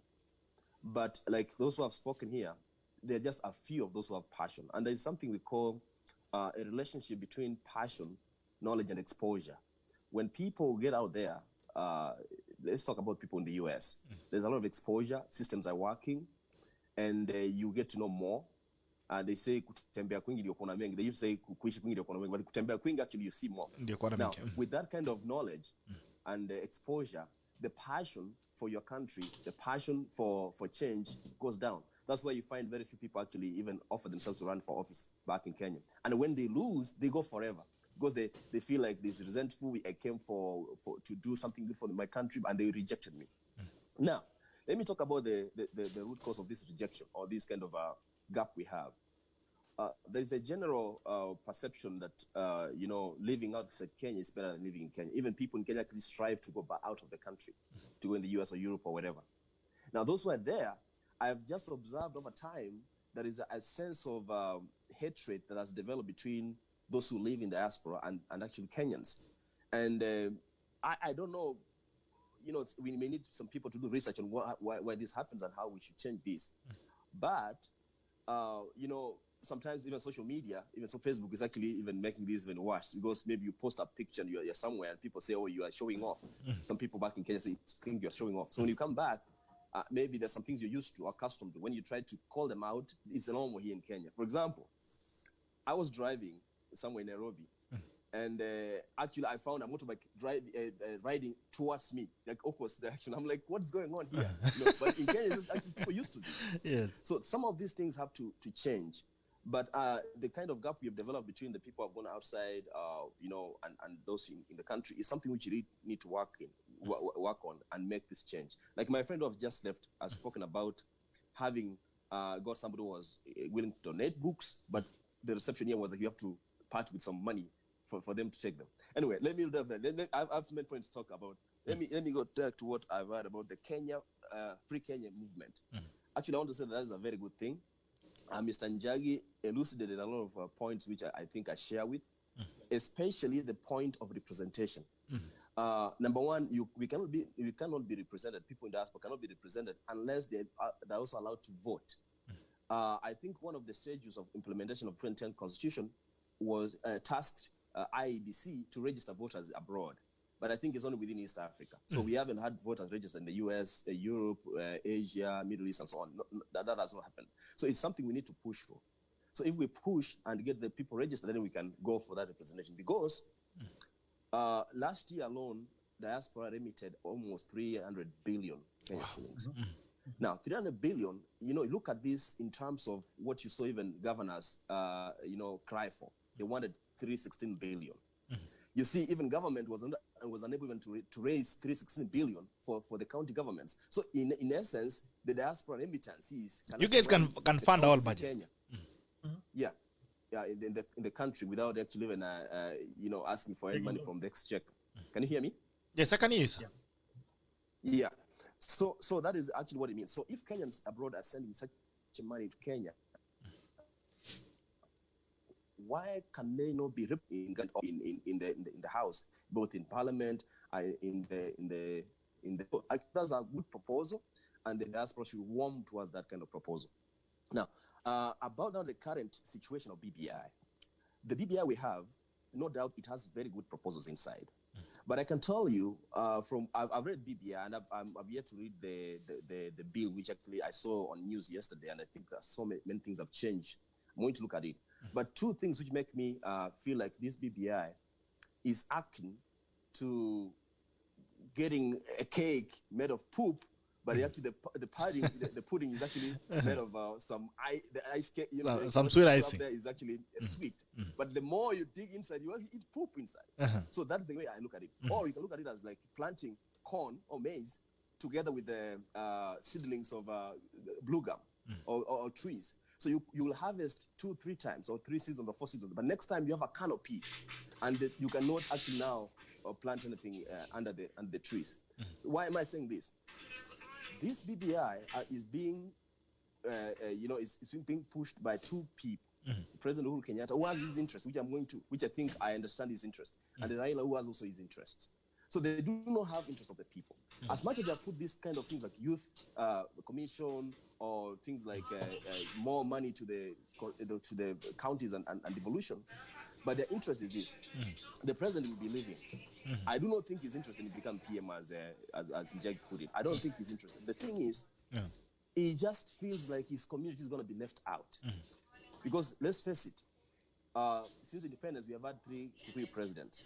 Now it feels like this time Kenyans will not be receptive of a president from the central Kenya, and they want somehow to have somebody big from that part of the country to be in government. That's the kind of feeling I'm living in my people out of government.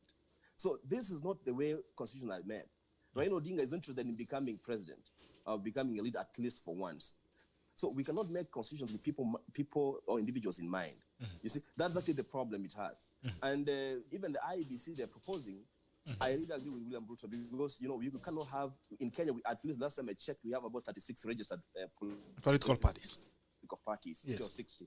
Now, how can you only have a few of these political parties, because we cannot have 36 commissioners? So I have like 5 commissioners from political parties. So that there's no, it is not going to be. It doesn't make sense. So I think introduction of these guys coming in as political appointees in the commission will actually bring more confusion, and it's actually a recipe for chaos. I think that should be actually an idea which should be kicked out. To me, the idea of the Free Kenya movement of having these political losers gain some part in the House, maybe as opposition or in the Senate, I think is a good idea so that they don't go home. But having them as prime minister, deputy prime minister, vice president, or deputy president, you know, the kind of bureaucracies we're creating up there will cause more confusion and more expenditure. Remember, we need this, you know, security, clearing people on the traffic, and they love it, you know, having like 5 fleets of vehicle, you know, running it. That's the deputy prime minister, that's the prime minister, that's who, and so on, so on. I think it's completely a great confusion that we're bringing in the country. So I urge Kenyans of goodwill to reject the proposal by the president and Raila Odinga. And now, let me quickly speak about the COVID issue. I'm in Kenya right now, and I can tell you today, we have like 3 cottages of people I know have died of COVID. Wow. And I've taken part in the funeral programs of them. So this is serious. So people are sick and getting sick every day. In fact, the Minister of Health is underreporting what is going on. So it's a serious problem here. And now you see, the leadership grew tired in the kind of lethargy or the kind of fatigue they actually came too quick, and they just gave it, they have just stopped facing the COVID issue, and now they're doing other things. And this is why Kenyans are feeling like, oh, maybe this thing is not as serious as it should be. And it's actually taking down many people, including those who are fighting for like the frontline workers, like the doctors. So it's a big problem. And I urge Kenyans to continue, being careful about this. And lastly, I would like to speak about the youth bulge. This is a major problem we have here. You know, when you look at the US, for example, the median age is about 50. When you look at Kenya, that's the census we finished, the median age is about 19 or 20. So what that means is we have more educated youth, we have more young people, but we have less jobs. So in the US, you can see the baby boomers are going out to the nursing homes, and therefore that in the healthcare only industry, there are a ton of jobs. Okay, you go to North Dakota, the mining or fracking, there's jobs there. So you cannot compare now, the situation in the US because of what we call the population pyramid is actually the inversion of Kenya. So the youth bulge in Kenya must be handled very carefully. I think if they don't handle this very carefully, it's also a recipe for a major chaos or crisis in the future and the very near future, even after 2022. Right. Now, in connection to that, you've seen the DPP try to resuscitate the cases of 2007 post-election violence cases. In as much as these cases should be actually settled, we do not have the structures to settle these cases, because you can see the ICC itself failed. It did not fail because there was no evidence, but because the leaders or those who are implicated actually tried to get their way out using crook and hook and whatever means they used. Now, they were not acquitted. There is this thing called the Genocide Watch. If you have time, those participating or the viewers, look at the Genocide Watch. There are 10 stages of a genocide.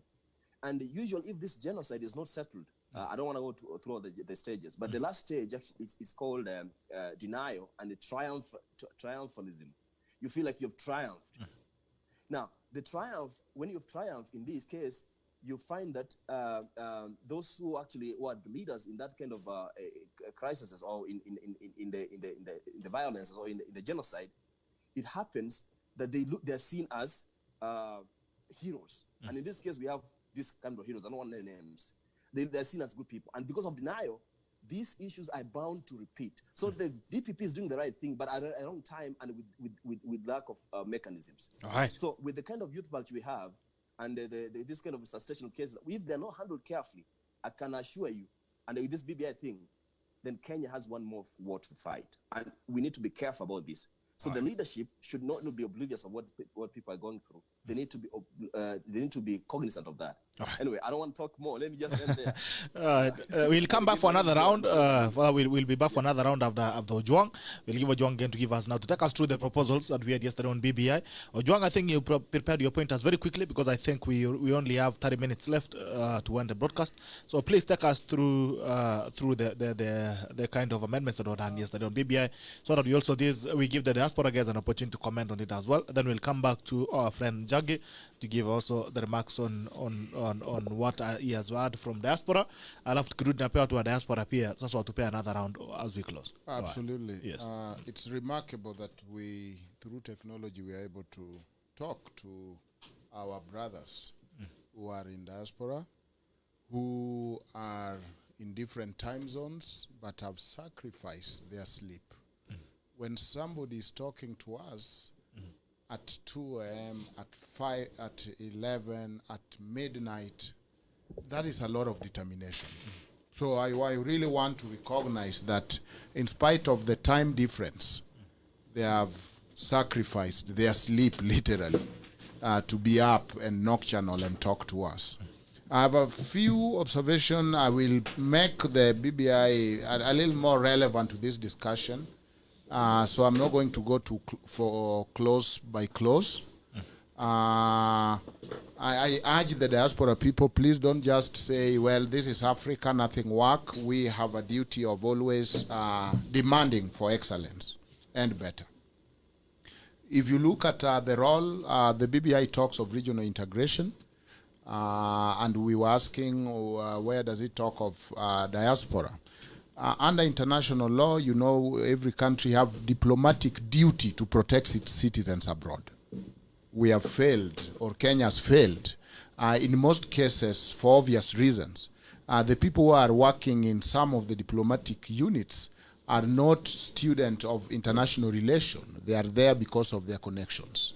And if you are there because of your connection, then you don't transfer any skills to that position. And that is so clear, so obvious, that when countries go to war about their citizens, when if a citizen of US is arrested in Kenya, the first call is the embassy. When you go to US, you'll hear once in a while they might come for a Kenyan event in Georgia, and you are asked to register with your embassy. And as a logical person, you ask, what is this thing going to help me with? So our diplomatic immunity and diplomatic protection have failed. The reason that ambassadors are given diplomatic immunity, inviolability of the embassy and all that is to protect their citizens. So we have missed that very important point. Secondly, I wanted to say that because the Constitution and the executive have not been able to strengthen diaspora voting power. When you don't vote, you cannot talk to a politician. You are simply a donor, but you cannot influence their votes. So I think that is where the diaspora's leg has been cut. They cannot vote. There was an attempt for them to vote in the presidential election. And even if you vote in presidential election, the legislation is done in parliament, and you don't have representation there. You don't have representation in the Senate. You only have, maybe you might only have voice at the executive. And therefore, if you are not on the table, then you are probably what is on the menu. That is obvious. And that is why I'm glad that they are excited with the idea of representation. But that should go further. That even this initiative that our leader here has on BBI, on constitutional reform, should ring fence around their right to vote, including voting in all layers of election. Then it will be a real equality with all.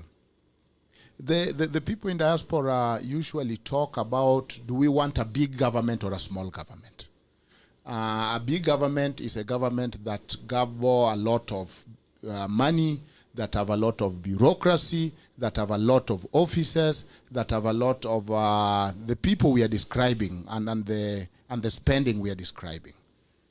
If you go to US, that is a real issue, even between the Republican and the Democrat, because the issue of big government is big bureaucracy, is more layers, and it is less responsibility. So if you have a team of 10 commissioners, do they work better than if you have one person there who is responsible? It just become a way of expanding and blotting the executive. So one issue, and you'll find a lot of clauses within the BBI proposal that you can argue is blotting the government. And it is moving us from a lean government and we were not even lean, or punguza mzigo already came because people felt there's some mzigo to be punguzad, but now we are even getting more bloated. So that as an organizing philosophy or theme is problematic. Secondly, I'm looking at some of the innovation of BBI on citizens' responsibilities, and these are put before rights. You see, right trumps. Right trumps. When I say I have a right to this, it means the state have a responsibility to this. But now BBI is whittling down the element of our rights by coming with a raft of responsibilities, so that the government could simply say, but you have also not fulfilled your responsibility as a citizen. We get rights because we are human.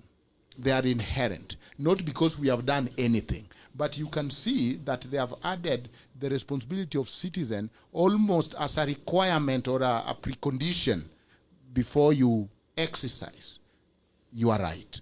Right simply means, state, leave me alone. I have a right to speak the way I want to speak.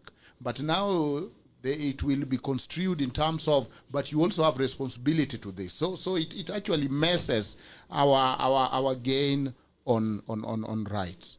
I also want to look at some of the issue. For example, the youth that we have spoken about. The youths and what they have been given, the commission and all that. You cannot say you have a right if you cannot pinpoint to me the person who is responsible to fulfill that right. I have a right to job can only be complete if you say I have a right to job and so have a right to give me a job. Otherwise, it's just a wish. I really wish I got a job. That's what you're saying, and misusing the language of right. Because right have correlation of responsibility. Who is responsible? Who owes you this right? So far, that right has not been ring-fenced well. And in fact, some youth have said, now you want to give me a break before I pay, because you are envisioning that you are not going to do anything about my unemployment situation. So you are actually working towards my unemployment so that it's a comfortable situation, rather than working towards how do I get employed. I also think that when I looked at it, and is it coincident that most of the BBI launch have been coinciding with the birthdays of the president? So that when we were in Bomas, you are within here, the next minute, happy birthday to you. And you wonder, is this a birthday party? Is it a coincidence that the Bomas launch, and even the previous one, isn't it, was coinciding with, how selfish can somebody get, surely? If I take whatever, okay, I'm saying this country is important to me, I'm pulling things together, I want us to move forward, this country will ever remain, and then I look at the calendar from when my birthday is, and so we have 300 people singing happy birthday. Can you have a constitutional conversation with people who are singing happy birthday for you? Is that an environment potent for real disagreement and real hard talk when these are birthday guests? And that is what they were. Remember, throughout as a sign of love. And that is why BITOK, I usually go to the shamba la wanyama. And then I cited it here before, the animal farm, which says that it became common in the animal farm that animals will associate Napoleon with even good fortune.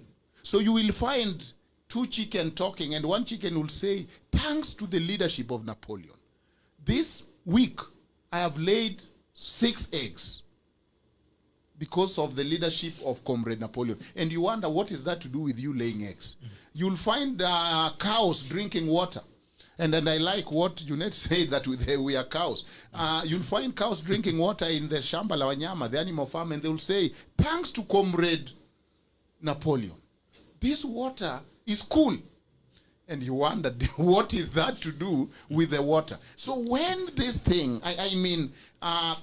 finally, before I get carried away, and before I misbehave further, I will wish that within this BBI, it is not moribund, where it is yes or no. Because this is about how many amendments? There are about how many constitutional amendments? About 20 or something. I might like one, but I don't like the other. If it is sovereignty belongs to the people, and it is about the will of the people, then come with a referendum that I can say, yes, I want this, but I don't like this. Or you can keep this. Or take away from my plate this. Let it not be yes or no. And you know very well that the so-called promoters will fight for yes or no, so that it is poison pill laced with some sweeteners. But if they are genuine, and then this will go to court. If nobody will take it to court, I think at some point we will volunteer and test this to court. Don't give us another yes or no with more than 20-something amendments. It will be, you vote for what you want. So that that youth, if they feel that that youth commission is what is important, but you don't want to touch Prime Minister even with a 10-foot pole, you will sneak in there with a pen and mark the youth commission and walk from there and mark no on the rest.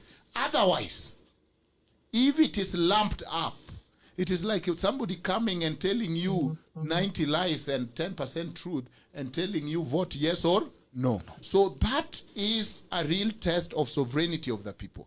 How about the signatures? Can one signature, and you know how we collect signature, it is usually with, of course I can imagine the chew box will be booming with nobody can stop reggae. You are in that line and you are shown mark sign between the dotted lines.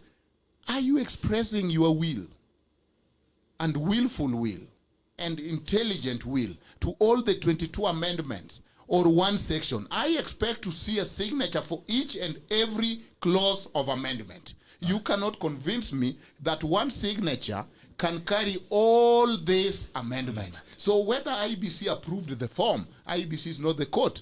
IBC have its responsibility. And finally, I will also want to know whether IBC have specimen of these signatures. If you are saying you are going to approve signature, the assumption is that you have the template of what you are going to compare it with. But if you don't have the bank of signature, then what are you going to compare whether these signatures are genuine or not? You know, last time they were able to whittle out obvious things like somebody drawing an elephant, and they said, surely nobody will have a signature which is an elephant or the big 5 animals. But now, we also want IBC to assure us that they have the sample template of all the Kenyan signatures and they will verify. Otherwise, it is a sham. Thank you. All right.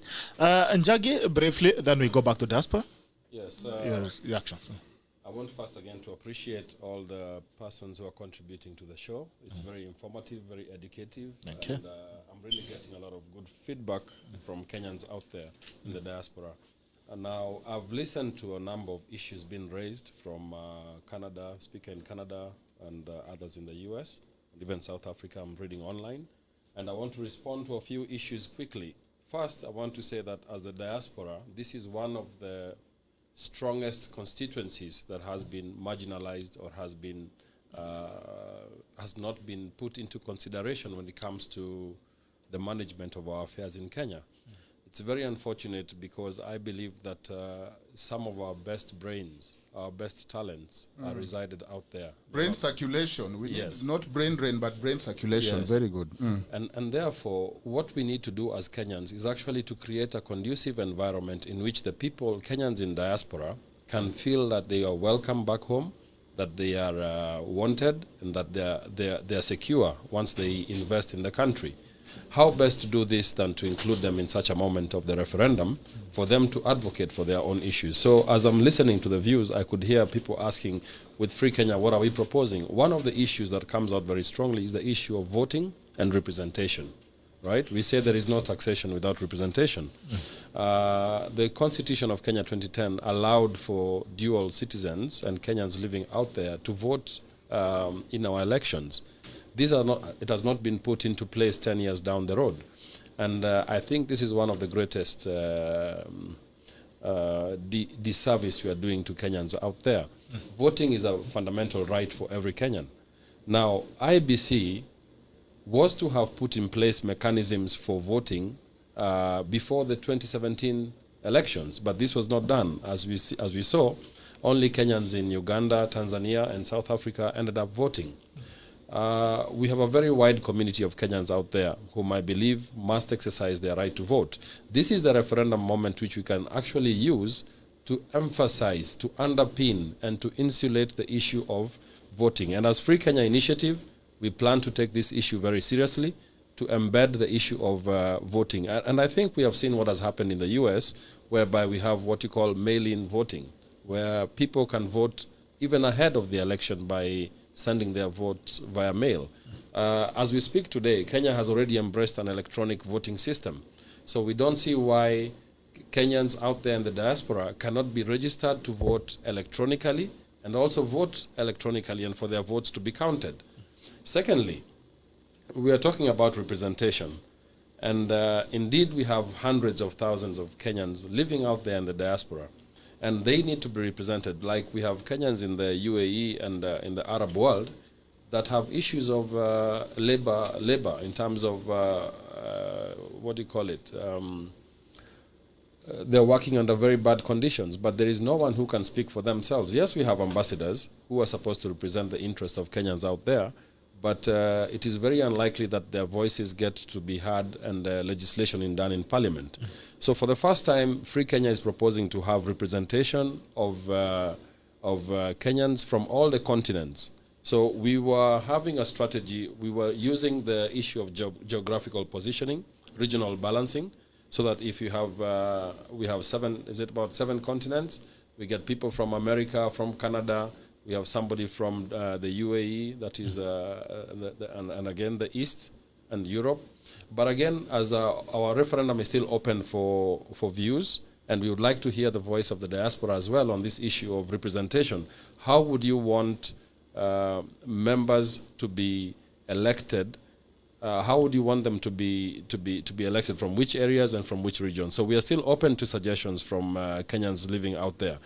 Ours is to create a platform through which this discussion can move forward. Speaking to the issue of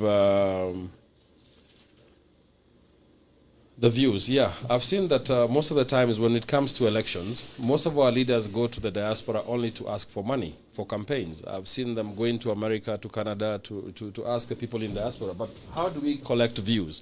BBI had a process of collection of views. Did the diaspora give in their views? No. We have a platform through which the diaspora can engage online and present their views on the same issues that we are discussing here today. I would want to talk about the issue of sovereignty. There's somebody who asked about the sovereignty. You see, Article 1 says that all sovereign power is vested in the people, and we, the people, can choose to exercise that sovereign power either directly or indirectly. So what we are doing with the issue of direct representation, we are actually have come up with a structure and system of government through which the people can interact directly with the government, called the people's government. And this will be able to extend all the way to the diaspora, as we have a diaspora platform. So citizens out there, like for instance, there's the issue of can a dual citizen be appointed into an office? We had the issue of the ambassador to South Korea. There's a lady called, she's called who? She's called the lady who was appointed as an ambassador. But it brought a big issue by people saying that she cannot serve the country. We think that this is not right. Yeah, Mwende Mwinzi, yes. We feel that this is it's actually not right, because she's a Kenyan. She's somebody who has a lot of experience, and these are the Kenyans we need actually out there working and serving the interest of Kenya. Now, actually on the issue of ambassadors, our proposal as Free Kenya was that we ought not to have ambassadors who are appointed from Kenya to go and serve in America, when we have Kenyans in America who can be appointed to do the same jobs. These are the same Kenyans who understand the issues out there. For instance, if somebody in Canada, they understand the challenges that are going on with people in Kenyans living in Canada. So why would you appoint an ambassador from, say, somebody who vied for a governor position in Nyeri County and failed, and is appointed to go and represent the country in Canada? Of course, he will not be able to comprehend the issues as well as somebody who has lived in Canada. So this is what we are talking about. How can the citizens in the diaspora participate even in the governance of their own embassies, all right? We have the staff, the people who work in the embassies. How do the people get an opportunity to work in these embassies?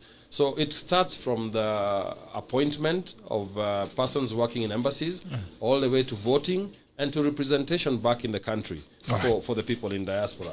In a nutshell, what we are saying is that representation has to be, the issue of representation has not been well articulated in BBI. The youths, for instance, if I talk about the youths, the women, persons with disability, they have been shortchanged completely. We're talking about giving a commission to the youths. Kenya has 70% youth population as we speak today, all right?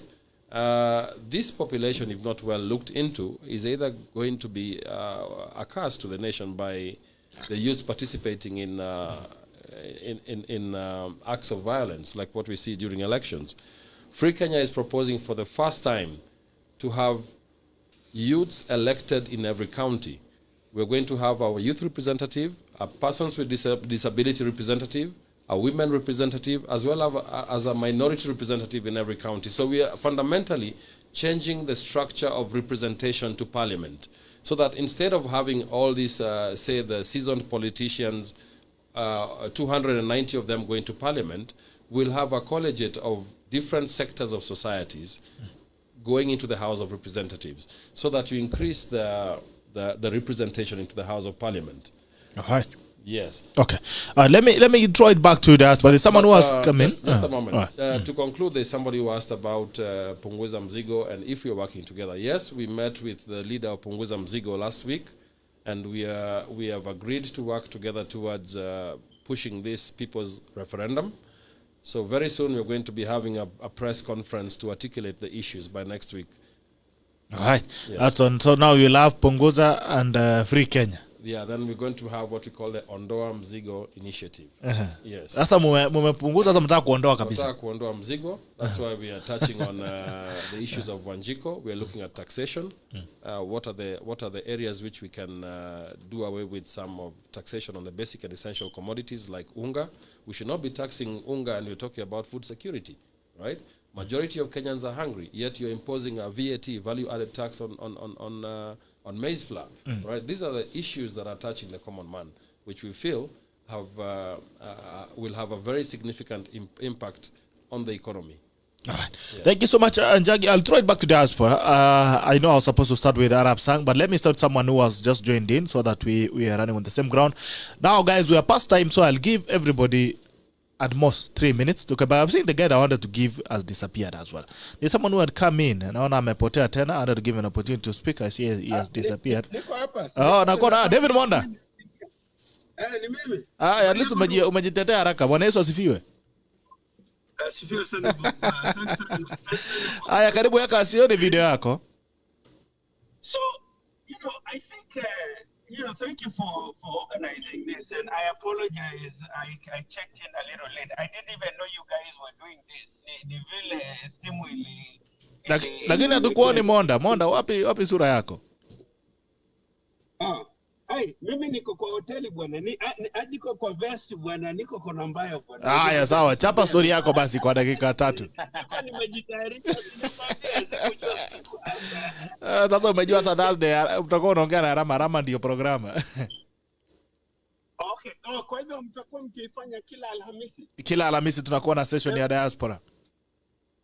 Okay, very very nice. So I had a few comments. Yes. So I'll try and be brief. I think as diasporans we really need to start thinking very strategically about how to engage with these politicians.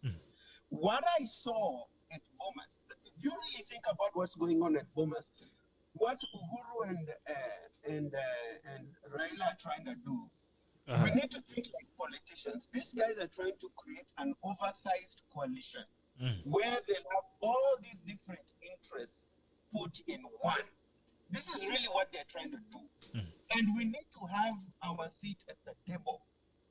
It's about the 5 big tribes. Of course, that's what it is. Yes. But they can't say that. We know that. So we need to start thinking very strategically about, as diasporans, how can we get our foot on the table? I think one of the basic things we should be thinking about is at least get 1 or 2 representatives in the BBI who will be elected, universal franchise. We can do an electoral college. Obviously, US and Europe, we contribute the most, so I think we should have a bigger say. But even if the representation in somewhere in places like Fiji, places like Transylvania, I'm sure there are Kenyans all over, everyone will have an input. But we need to get at least 1 or 2 seats at the table. Secondly, again, we need to think strategically. If you're going to present to Uhuru and Raila and tell them that diasporans will vote for the ambassador to New York or to DC or London, that one will be dead on arrival, because these are patronage positions. We need to think strategic. What we need to think about is, how can we have input on the person who's sent to us? Like Okemo, previous ambassadors, some have been good, some have been totally, tribal chauvinists. So we need to have more input on that. Not everything these guys are proposing is bad. They are politicians. That's what politics is. It's about a give and take. It's about playing this political game. It's not about being a purist and saying these guys, all they want to do is take care of themselves. Of course, if you are in politics, that's what you would do. But how do we strategically place ourselves at the table? We really need to have very innovative ways.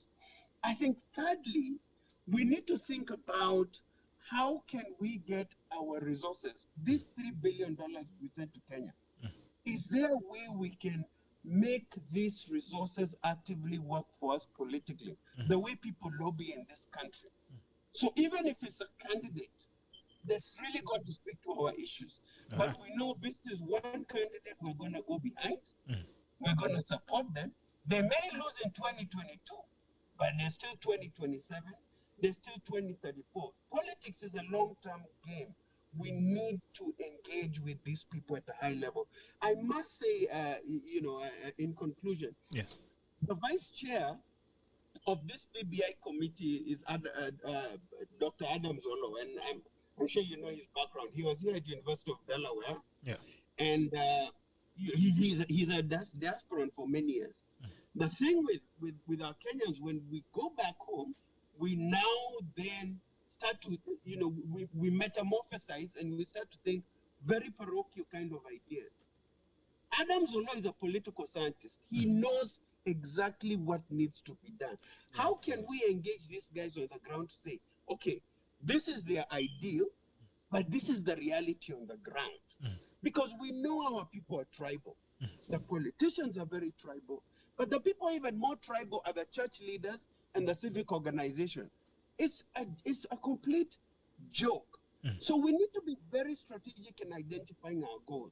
We can't just condemn these political representatives. Yes, we are disaffected, but we need to find a way to re-engage. I think 1 is really the representation, 2 is getting our financial muscle, and 3 is identifying people like Adam Zolo. Reach out to this guy and say, how can we get on the table? We need to be strategic.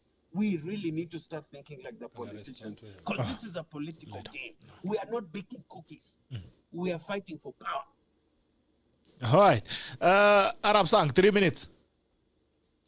Yes, thank you very much. I believe that everybody has contributed tonight in a very wonderful way. It's eye-opening to hear everybody contributing to try and better our country. What I want to mention is a couple of things. I want to agree with Daktari about some of the things that he mentioned, and really it's about the BBI. And what pains me sometimes is this: they started BBI saying it's going to bring people together. Then they collected views from the people, and then instead of harmonizing those views and trying to bring it to the center so that you have everybody agreeing with it, they have extremes on everything, so that it divides even people even worse than before. What sense does that make? After investing all those money, and you produce a document that divides people even worse than it did before. What good is that? So that is on the BBI. As far as diaspora is concerned, and the gentleman for Free Kenya, yes, and all the assistance that we need to give to the diaspora, I think most of the time we just hear all these sexy things that people want to just mention, instead of pointing out to some of the problems that really affect some of the people here. Homelessness is big time for Kenyans here in the US. Suicide and so many other things that has affected Kenyans here is real stuff. And then nobody mentions those things to be included in anything that they're gonna do. We have people that pass away and it takes months for people to raise small amounts of money to send their bodies back. Where is the government? Who do we call upon to come and assist us? They're not lobbying most of the legislators that some of the states that we live in, where some of the resources could be in to assist us. They don't. So I would like to see the gentleman from Free Kenya to include some of those things that really pain people. It's really hard when some of those things are there and happening every day to just Kenyans, just the way it would happen over there, and nobody's doing anything about it because we don't hear the government here. All right. It's far away. All right. Yeah. Thank you so much, bro. Arama?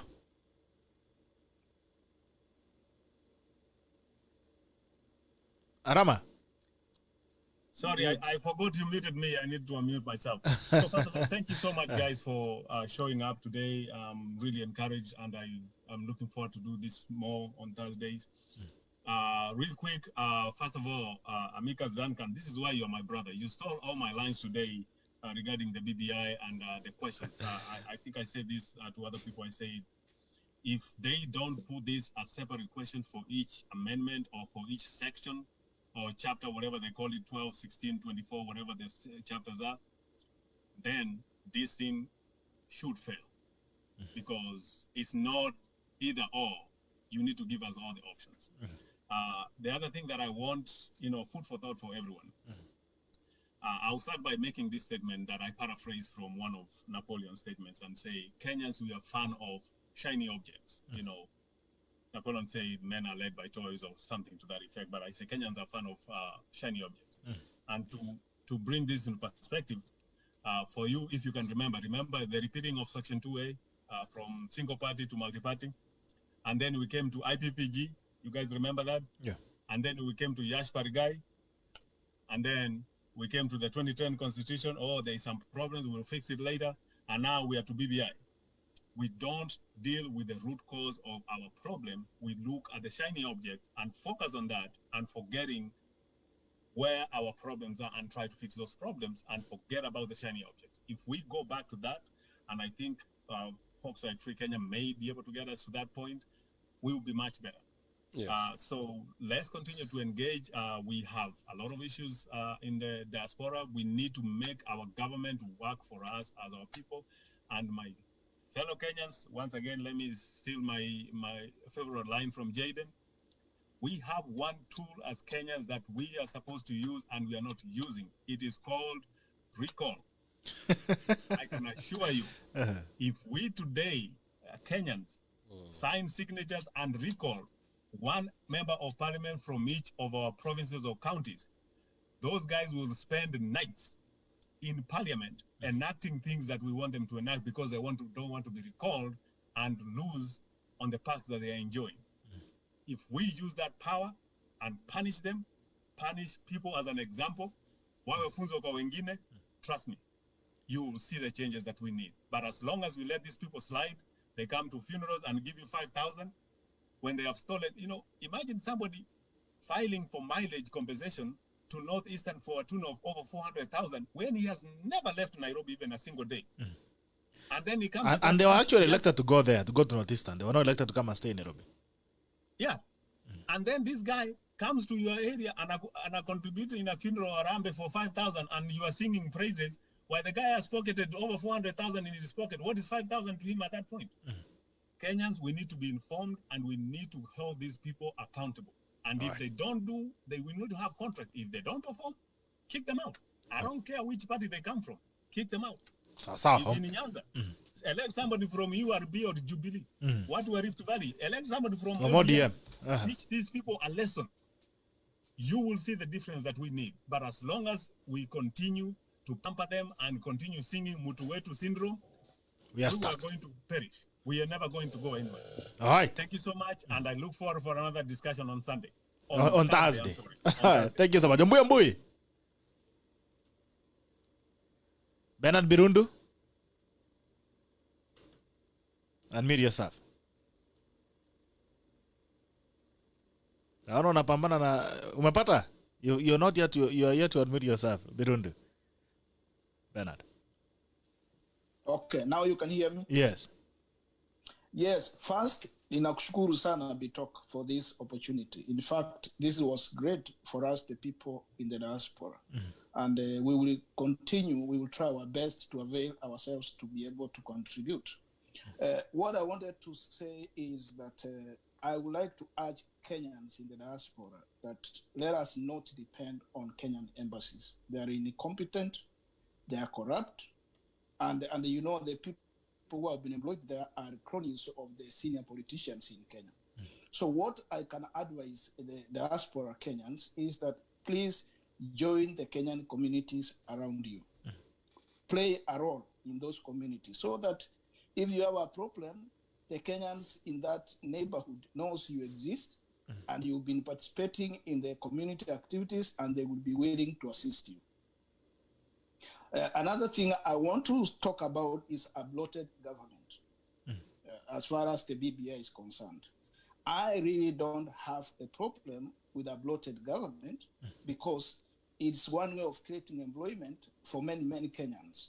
Let us not look at those positions, the prime minister, the deputy. Let us also look at the staff who are going to support these offices. What we should be fighting as Kenyans is corruption, because that is where a lot of our money goes. But as far as a bloated government is concerned, that is fine. What the BBI team should be doing is to fine-tune the document, because what I know is that these guys are going for it. As they say, you know, the reggae, nobody can stop reggae. So let us fight to fine-tune the document because these guys are determined. It's unstoppable. So yes. So that's what I can say. Another thing I can say is that let us fight for a good Kenya for all. Thank you. If we can put tribalism aside and fight for issues, then me as a Kenyan in the diaspora, when I come in Kenya, I should not feel like I am a diaspora, I should be represented. I will fit in automatically as a Kenyan. So we don't need much representation. For instance, I had the Free Kenya Initiative, I don't know whether it's called Nganga or Wu, talking it's about called Jagi. Yes, of the youth, of women. You see, representation is maybe probably one person in about 1 million people. So what about this 1 million people? If we can come up with initiatives that are going to fight for the masses, not creating, positions like now what we are seeing in the BBI, fighting for the masses, then we will not worry about each community, each people, each social class in a community being represented. We will feel that, our issues are catered. So thank you guys. I appreciate BITOK for the opportunity. I know there is more we can talk, but because of time, we'll come back again. Thursday again, mapema tutaanza mapema. Wacha nikimbie kwa LM, mtu wa Canada. Thank you, BITOK. I just want to make a quick observation, and I'm in agreement with what everybody has said. But I just want to quickly observe on the attitude. Let me speak about attitude. Kenyans in diaspora, when they go back to seek positions of leadership, our brothers back home, they think we have come to steal from them. Number two, they are very hostile, and they tell you go back to where you don't know about us, you don't know about what is going in Kenya, and you should go back and probably buy in where you're coming from. So I want to use this platform and tell them that we are Kenyans, we don't change, And we are more keen. We are keen following the Kenyan economy because we are investors. We invest more, and probably we follow the Kenyan economy more than most people do. And I also want to reflect on Kenyans in diaspora as well. There is something called unit of purpose. The issue here is us versus them. That is the sad reality. That once we realize that and have unit of purpose, then it will allow us to fight a common cause, and we shall be heard. And I'm saying this with a lot of experience because in 2018, I was the president of Kenyan community here in Canada. And I started, under my leadership, I started something called Kenyan Diaspora Affairs. The objective was to unite all groups, Kenyans groups in different countries. And we started very well. We started engagement with the US, Australia, UK, China, and so many other areas. As quickly as we started, as soon as it arrived, it was dead. And that is because a lot of people think by so doing you're gaining popularity, and it's going to be an individual thing. And at the end of the day, you find we are enemies of our own. I also want to encourage that we have what is called civic education, because youths are longing to be involved in leadership. But the problem is, many a times, once they have been given this leadership, as a youth, I feel that we have not done very well. And that gives the rest justification as to why we shouldn't be involved. And so youths, once we have been given this opportunity, can we harness it and be accountable and deliver? I also wanted to make an observation on the gentleman, the amicus of the diaspora, I may say. So I want to make an observation of what he said about rights. Let me say, rights are not absolute. They are either absolute or not absolute legally. So, and this is because if not keenly observed, they can be a conflict. Take for example, take for example, expression. You have the right to express yourself and say whatever you want to say, but at the same time, I also have a right to protect my reputation. So how do you balance that? So the non-absoluteness of those rights is basically illustrated on the definition of either crime or label. So it depends how the rights is presented. So while we think that rights are absolute, rights can be not be absolute. And also the issue of reactiveness versus proactiveness. This is an issue that we see in Kenya. We don't have mitigation, preparedness. We are reacting to issues, and many times when we react to issues, we don't do very well. So think about COVID-19. COVID-19, if we had Masai Mandala, we are out of time. You've exhausted you had 5 minutes. Yeah. So emergency and preparedness, we have failed. The issue of BBI, while it's a good idea, it's misplaced. The priority is misplaced. The timing is bad. You cannot, a country that is unhealthy is a country that is weak. You cannot build bridges for a weak country, a weak citizens. Who are you building bridges for? And lastly, we should have what is called urgent and important. Urgent, but not important. What I see, the way I look at BBI, the issue that is there, it's urgent, but it's not important. What is important right now is to safeguard the security, the health of the nation by making sure that the resources are protected. Corruption and misappropriation of the resources is taken care of. There is more that I could say, but I want to thank you, BITOK, for bringing this platform. Let us engage. And if we are going to be engaged as diaspora and participation, let us also be given, let it not be selective engagement, selective participation. Thank you. You're very much welcome. Every Thursday, you guys are welcome. You can continue building this community. Aramo will give you the invite link to the WhatsApp group so you can build more and even have conversations prior to us having this conversation so that we can build up the discussion as well and structure it in a good way. It's a good start for us being the first day. So we are going to have our good friend. I think he has disappeared. Robert Kobe. Oh, Robert Kobe, I can see you there. Your final remarks, Robert Kobe. I'm here. Nimeshanga umepotea. Your final remarks. First, Arama, please, if you can go to my page, Robert Kobe Arama, and you ping me so that I can always be available on Thursdays when you're having this conversation. Because I'm telling you, BITOK, this is one of the best things that you can always offer people at this particular time. And the good thing is, few people watching. Those few people watching actually getting a lot of good information. So I'll go to BBI. Is it the right time? The answer is yes and no, and that is a discussion for another time. And then my good friend has also talked about Ondoa Mizigo. Ondoa Mizigo, you know, the problem with Kenya is not all about the bloated government or high expenditure. The problem in Kenya is the supplies chain. That is the only problem in Kenya.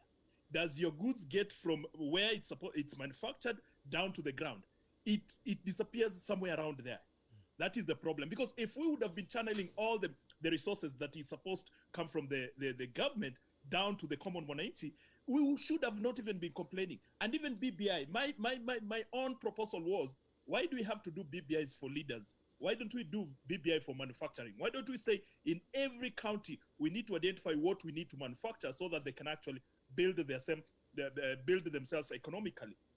And then on the issue of diaspora, the only biggest problem that we have with this diaspora, we don't have a reliable data system to actually look at the representation all along. There are people in small countries around the world that you don't even know if they exist, but there are Kenyans there. Do we have a database that where we can actually, where the Kenyan government has the total number of all those people getting out of the country?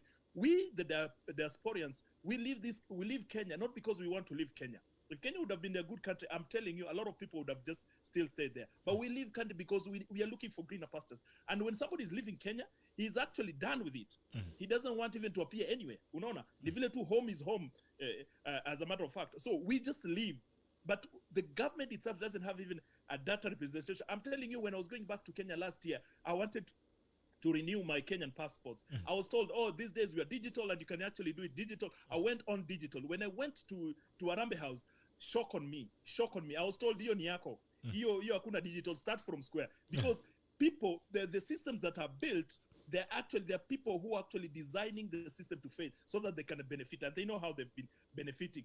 And I'm telling you, mambo ya representation, if we leave it to politicians, we are doomed to fail. I am telling, even this BBI and everything, if we are leaving everything to politicians, we are doomed to fail. I'm also having a problem with our clergies and our Christians faithful, because the moment they started sleeping with politicians, the moment they started misleading their followers. And I'm telling you, if you want to go to heaven, don't follow a politician. Thank you.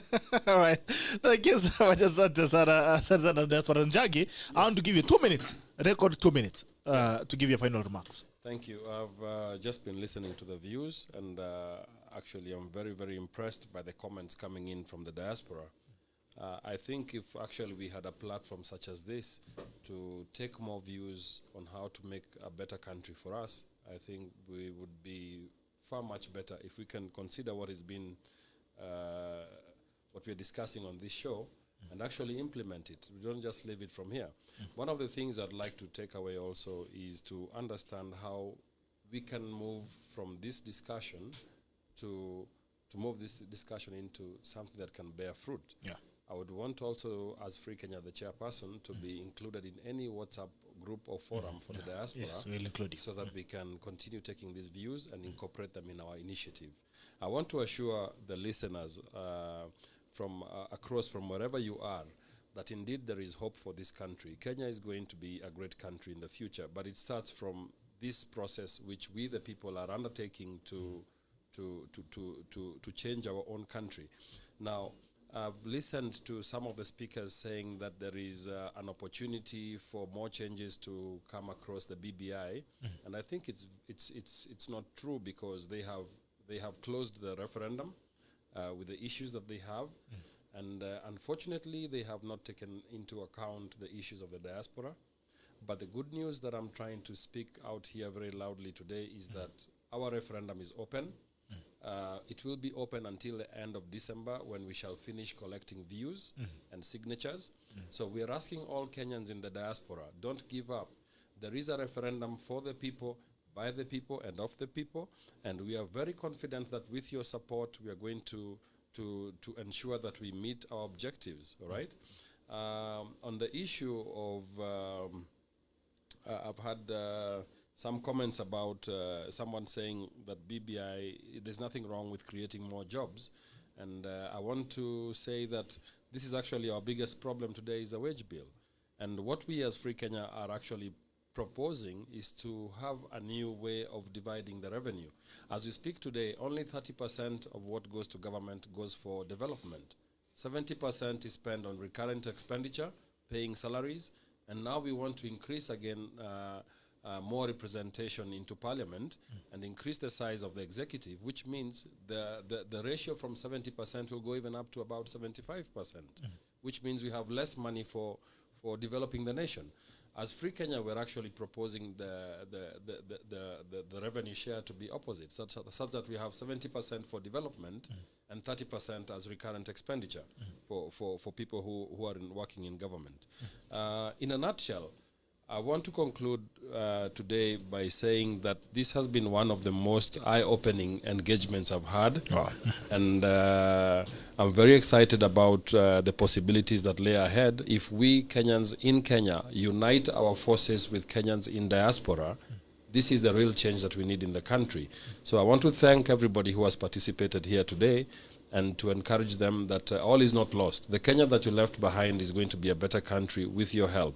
We need you, we need your voices, we need your participation fully in the governance of this country. Thank you very much. Thank you so much. Thank you so much, Jagi. Thank you for coming in, and also thank you for making time as well to shape the discussion you're shaping. I say a nation is changed by conversations. Every nation has been changed by conversations. So we need to have more of these conversations. Watu wa diaspora, thank you so much for joining in, guys. Asante sana. Thank you so much for making time. That has been an amazing time that we were with you guys. And to the tacklers who have been also on the program, asante sana. Thank you for being with us all this time, and you've been commenting and taking time. As usual, as I said, this is a tackle, and we love you. The tackle is all about us. It's about shaping discussions that we need to have, that the mainstream media don't give it space, so that we change our nation a conversation at a time, a word at a time. Wale majamama tumekuwa na diaspora, you can check your Zoom inboxes. We've sent you the links into the WhatsApp group so that we can continue building the conversation. You can join in, alafu tuendeleze story, alafu tujue itakwaje. Naona kwamba bado zinaendelea pale, but we'll get back to that on WhatsApp groups. Tafadhali join in the WhatsApp groups, alafu tuweze kuzungumza pamoja. David Monda ambaye hatukuweza kuona sura yako leo, we hope you'll see your face again on Thursday. And the diaspora voices will be coming in every Thursday of the week, every Thursday of the week. Tutakuwa tunazungumza kuanzia 7:30 Nairobi time mpaka saa 3:30 Nairobi time. Thank you so much, guys, for tuning in. This is the tackle, and the tackle ends now. We love you, and hope to see you again tomorrow. Bye bye and take care.